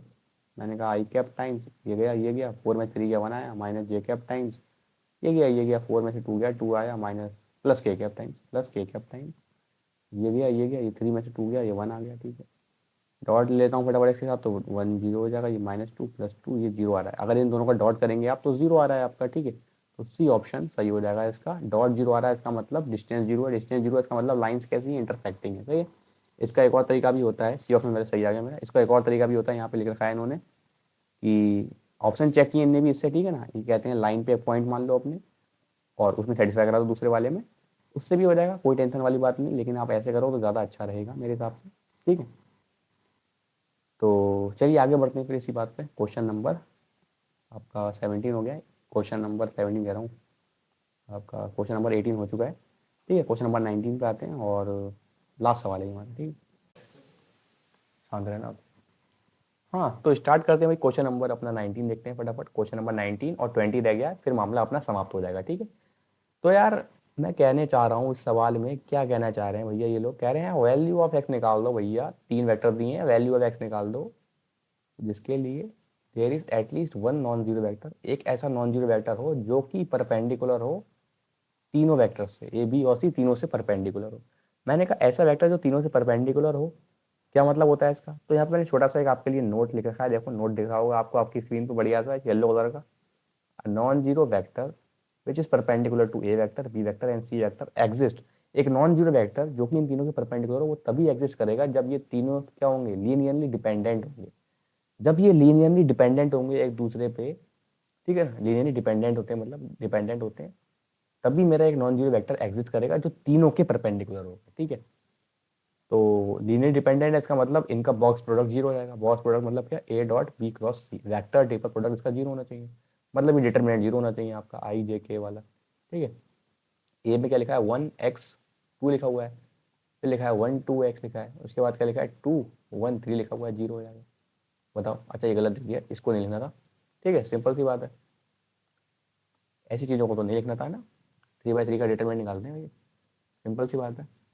चलो, ये आ गया, सिंपल था। ठीक है, थोड़ा छोटा कर लेना अभी तक। ठीक है, तो मैंने कहा एक्सपेंड कर लेता हूँ, तो 1 टाइम्स इधर चला गया, ये आएगा 6 - x माइनस का x टाइम्स ये गया, ये गया, तो ये आएगा 3 माइनस का 2x प्लस का 2 टाइम्स ये गया, ये गया, ये आ गया 1 - 4 इज इक्वल टू 0। मैंने कहा 6 - x क्या हो जाएगा, माइनस का 3x प्लस का 2x स्क्वायर माइनस का 6 is equal to 0। 2x square minus का 4x is equal to 0, x की वैल्यू कितनी आ रही है, या तो 0 आएगी या फिर 2 होगी, है ना। क्योंकि 0 डालूंगा तब भी 0 आ रहा है, 2 डालूंगा तो 2 का स्क्वायर 4, 4 2 से 8, यहाँ पे भी 8, 8 में से 8 गया 0। तो आपका ए ऑप्शन बिल्कुल सही हो जाएगा, ठीक है ना। ये भी आपका एक आईआईटी का एग्जाम, आईआईटी के एग्जाम में आया हुआ है, ठीक है ना। कौन से आईआईटी में आया हुआ है मैं दिखा दे रहा हूँ आपको, किस टाइम आया हुआ है ये वाला दिखा देता हूँ। ये आपका लगभग मुझे लग रहा है वही 2019 के या 21 में आया था शायद, ये उसी का सवाल है शायद, ठीक है। तो इजी प्रॉब्लम था यार ये, ठीक है। आइए बढ़ते हैं अब अपने लास्ट क्वेश्चन पे। काफ़ी ज़बरदस्त सवाल है यार ये, ठीक है ना। ज़बरदस्त सवाल बोला जाता है इसको काफ़ी, ठीक है। तो वीडियो को पॉज करके ट्राई कर लो आप एक बार अपने खुद से, उसके बाद ही आगे वीडियो प्रोसीड करना। ये हमारा एक अच्छा सवाल है, स्टार मार्क सवाल है, इसकी प्रैक्टिस करना आप लोग, ठीक है। कह रहे हैं consider two line L1 and L2, L1 दी है लाइन, ऐसे दी, L2 दी है। मैंने कहा पहले तो ठीक से लिख लेता हूँ, ठीक है, मैं ठीक से लिख लेता हूँ। तो L1 लाइन क्या दी है आपको, x minus 2/1 is equal to y minus 3/2 is equal to z minus 4/3, ठीक है। और L2 लाइन क्या दी है आपको, L2 line x minus 4/1 is equal to y minus 4/0 is equal to z minus 4/1। ये दो लाइन्स दी हैं आपको, L1 और L2, ठीक है। कह रहे हैं 2,3,4 is the point of L1, एक L1 लाइन पे एक पॉइंट है ये, जो कि सबसे क्लोज है L2 के, सबसे ज्यादा क्लोजेस्ट है किसके, L2 के। तो कह रहे हैं तो फिर कौन सा पॉइंट L2 पर होगा जो सबसे क्लोज होगा L1 के। मैंने कहा अगर लाइंस मेरी इंटरसेक्टिंग होती ना, तो यही पॉइंट L2 के भी क्लोजेस्ट होता, L1 वाला पॉइंट, और L2 वाला पॉइंट भी इसी क्लोजेस्ट होता, ठीक है ना। मतलब वो जो हमारा पॉइंट, अगर मेरी लाइंस कैसी होती है, अगर मेरी लाइंस इंटरसेक्टिंग लाइंस होती है, तो सबसे क्लोजेस्ट पॉइंट दोनों लाइंस के लिए क्या हो जाता, 2,3,4 ही हो जाता, ठीक है। इन्होंने ऑप्शन भी नहीं दिया है 2,3,4 वाला, तो मैं चेक भी नहीं करूंगा कि मेरी लाइंस इंटरसेक्टिंग है भी या नहीं, तो चेक भी नहीं करूंगा, सही है। कोई टेंशन वाली बात नहीं है, सिंपल सी बात है, ठीक है। इसका मतलब लाइंस कैसी हैं, पैरेलल दिखने में नजर नहीं आ रही हैं, क्योंकि इनके पैरेलल वेक्टर्स अलग अलग दिए हुए हैं, 1 2 3 दिया है और 1 0 1 दिया है। मैंने कहा लाइंस मेरी स्क्यू है, इसका मतलब लाइंस कैसी हैं, स्क्यू हैं, और L1 लाइन पर ये क्लोजेस्ट है, ठीक है। तो मैंने कहा दिखा दे रहा हूँ बढ़िया से। मैंने कहा लाइंस मेरी स्क्यू हैं, ठीक है, इस टाइप से दी है, ठीक है। और इनका शॉर्टेज डिस्टेंस अगर मैं निकालूंगा तो वो इस परपेंडिकुलर के अलॉन्ग होगा, ठीक है, इस परपेंडिकुलर के अलॉन्ग हो जाएगा। बताओ, सिंपल सी बात है। मैंने कहा ये L1 लाइन है और ये L2 लाइन है। L1 लाइन की क्वेश्चन मुझे पता है क्या है, L1 लाइन की क्वेश्चन क्या थी हमारी, अपनी L1 लाइन की क्वेश्चन थी मेरी x minus 2/1 is equal to x minus y minus 3/2, y minus 3/2 is equal to z minus 4/3, ठीक है। ये इस लाइन की क्वेश्चन हो गई, ठीक है। मैंने कहा L2 लाइन की क्वेश्चन क्या हो जाएगी, L2 लाइन की x minus 4/1 is equal to y minus 4/0 is equal to z minus 4/1, ठीक है। ये दो लाइन है आपकी, सिंपल सी, ठीक है। तो मैंने कहा L1 पर एक पॉइंट है 2,3,4 जो कि सबसे क्लोजेस्ट है इससे, ठीक है ना। तो मैंने कहा सबसे क्लोजेस्ट है, ठीक है ना, ये तो बोला ना 2,3,4 ऑफ पॉइंट L1, ठीक है, L1 पॉइंट ऐसा पॉइंट L1 लाइन पे, ठीक है। मैंने कहा ये सबसे क्लोजेस्ट है इसके, इसका मतलब पक्का ये जो मैं शॉर्टेज डिस्टेंस में निकालता था ना स्क्यू लाइंस के बीच में, shortage distance between two skew lines, तो वो एक नॉर्मल बनाते थे, एक नॉर्मल, और इस नॉर्मल की जो लेंथ होती है वही होती है इनके बीच में दूरी, ठीक है। तो मैंने कहा ये ए पॉइंट मान लेता हूँ, ये बी पॉइंट मान लेता हूँ। तो मुझे ए पॉइंट पता है, मुझे बी निकालना है, ऐसा पॉइंट बताना है जो कि बी पर, मतलब L2 लाइन पे हो और वो शॉर्टेस्ट हो L1 पर, ठीक है ना। शॉर्टेस्ट पॉइंट हो जिससे कि मैं L1 में पहुंच जाऊँ, तो मुझे ये वाला पॉइंट निकालना है। मैंने कहा L2 लाइन पर अगर कोई पॉइंट मानना हो तो मैं कैसे मानूंगा, इसको म्यू बराबर रख लेता हूँ। तो बी पॉइंट क्या मान लूंगा, क्या जूम कर लूंगा फिर मैं, वो आ जाएगा μ+4,4,μ+4। बताओ, ये पॉइंट मैंने इसमें अज्यूम कर लिया, तो मैंने कहा इसका कोऑर्डिनेट पता लग गया मुझे, μ+4,4,μ+4, ठीक है। मुझे दोनों लाइंस के अलॉन्ग पैरेलल वेक्टर ही पता है, इसके अलॉन्ग पैरेलल वेक्टर कौन सा है, i cap plus k cap है। इसके इसके अलॉन्ग पैरेलल वेक्टर कौन सा है, i cap plus 2j cap plus 3k cap होगा, ठीक है। मैंने कहा अगर मैं एक बार ए वी वैक्टर निकाल दूँ तो काम बन जाएगा। ए वैक्टर कैसे निकलेगा, पोजीशन वेक्टर घटा देंगे, मैं O B vector minus O ए वैक्टर कर देंगे, ठीक है। तो ओ बी में से ओ ए घटाना है, मतलब इसमें से ये घटाना है, तो ये हो जाएगा आपका μ+2 i cap plus 1j cap plus μk cap, ठीक है। सिंपल सी बात है, ये भी वेक्टर आ गया आपका ए भी वेक्टर आपका आ गया, ठीक है। अब ए भी वेक्टर का डॉट कर लेता हूँ इस वाले पहले वेक्टर के साथ, ठीक है, कोई टेंशन वाली बात नहीं है, तो वो जीरो ही आएगा, क्योंकि ये वेक्टर जो है ए बी वेक्टर, ये दोनों लाइंस के परपेंडिकुलर है। तो किसी का भी पहले वेक्टर से डॉट कर दोगे तो जीरो ही आएगा। मैं कह रहा हूँ ये छोटा लिखा है, इसके वेक्टर से डॉट कर देता हूँ इसका, तो ये जीरो आएगा। तो ए बी वेक्टर का अगर मैं डॉट लूंगा आई प्लस के साथ, या फिर इसका डॉट मैं आई प्लस 2j प्लस 3k के साथ डॉट लूंगा, तो इसका डॉट जीरो ही आना है भैया, वो तय है, ठीक है। तो मैंने कहा इसके साथ डॉट कर ले रहा हूँ, छोटा सा लिखा हुआ है, डॉट करूंगा तो mu plus 2 into one, mu plus 2 ही हो जाएगा, प्लस म्यू इंटू वन ये हो जाएगा, इज इक्वल टू जीरो। यहाँ से कितना आ रहा है, यहाँ से आपका आ रहा है 2 mu plus 2 is equal to zero. Mu की वैल्यू कितनी आ रही है, -1 आ रही है। मैंने कहा तो क्लोजेस्ट पॉइंट कितना आ जाएगा, बी वाला मेरा, ये आ जाएगा म्यू प्लस 4, मतलब ये 3,4,3, मतलब 3,4,3 मेरा एक ऐसा पॉइंट है, सबसे क्लोजेस्ट है L1 के जो, ठीक है ना, मतलब 3,4,3 जो मेरा एक ऐसा पॉइंट है L2 लाइन पे जो सबसे क्लोजेस्ट है L1 लाइन के, ठीक है। तो इसका सिंपल सा आंसर 3,4,3 हो जाएगा, मतलब इसका ये ऑप्शन बिल्कुल ठीक हो गया। बताओ यार, कोई टेंशन वाली बात तो नहीं है। तो उम्मीद करता हूँ बातें आपकी सब समझ में आई होंगी यहाँ तक, ठीक है ना। आपके 20 सवाल पूरे हो चुके हैं, ठीक है ना। थैंक्स फॉर वॉचिंग गाइस, ठीक है ना। काफ़ी अच्छे सवाल मैंने डिस्कस किए हैं यहाँ पर, आप इसको प्रैक्टिस कर सकते हो, ठीक है ना। कोई दिक्कत वाली बात इसमें नहीं होना चाहिए, ठीक है ना। Thank you for watching. मिलते हैं फिर नेक्स्ट वीडियो में, नेक्स्ट लेक्चर में और क्वेश्चंस के साथ। तब तक के लिए ओके बाय।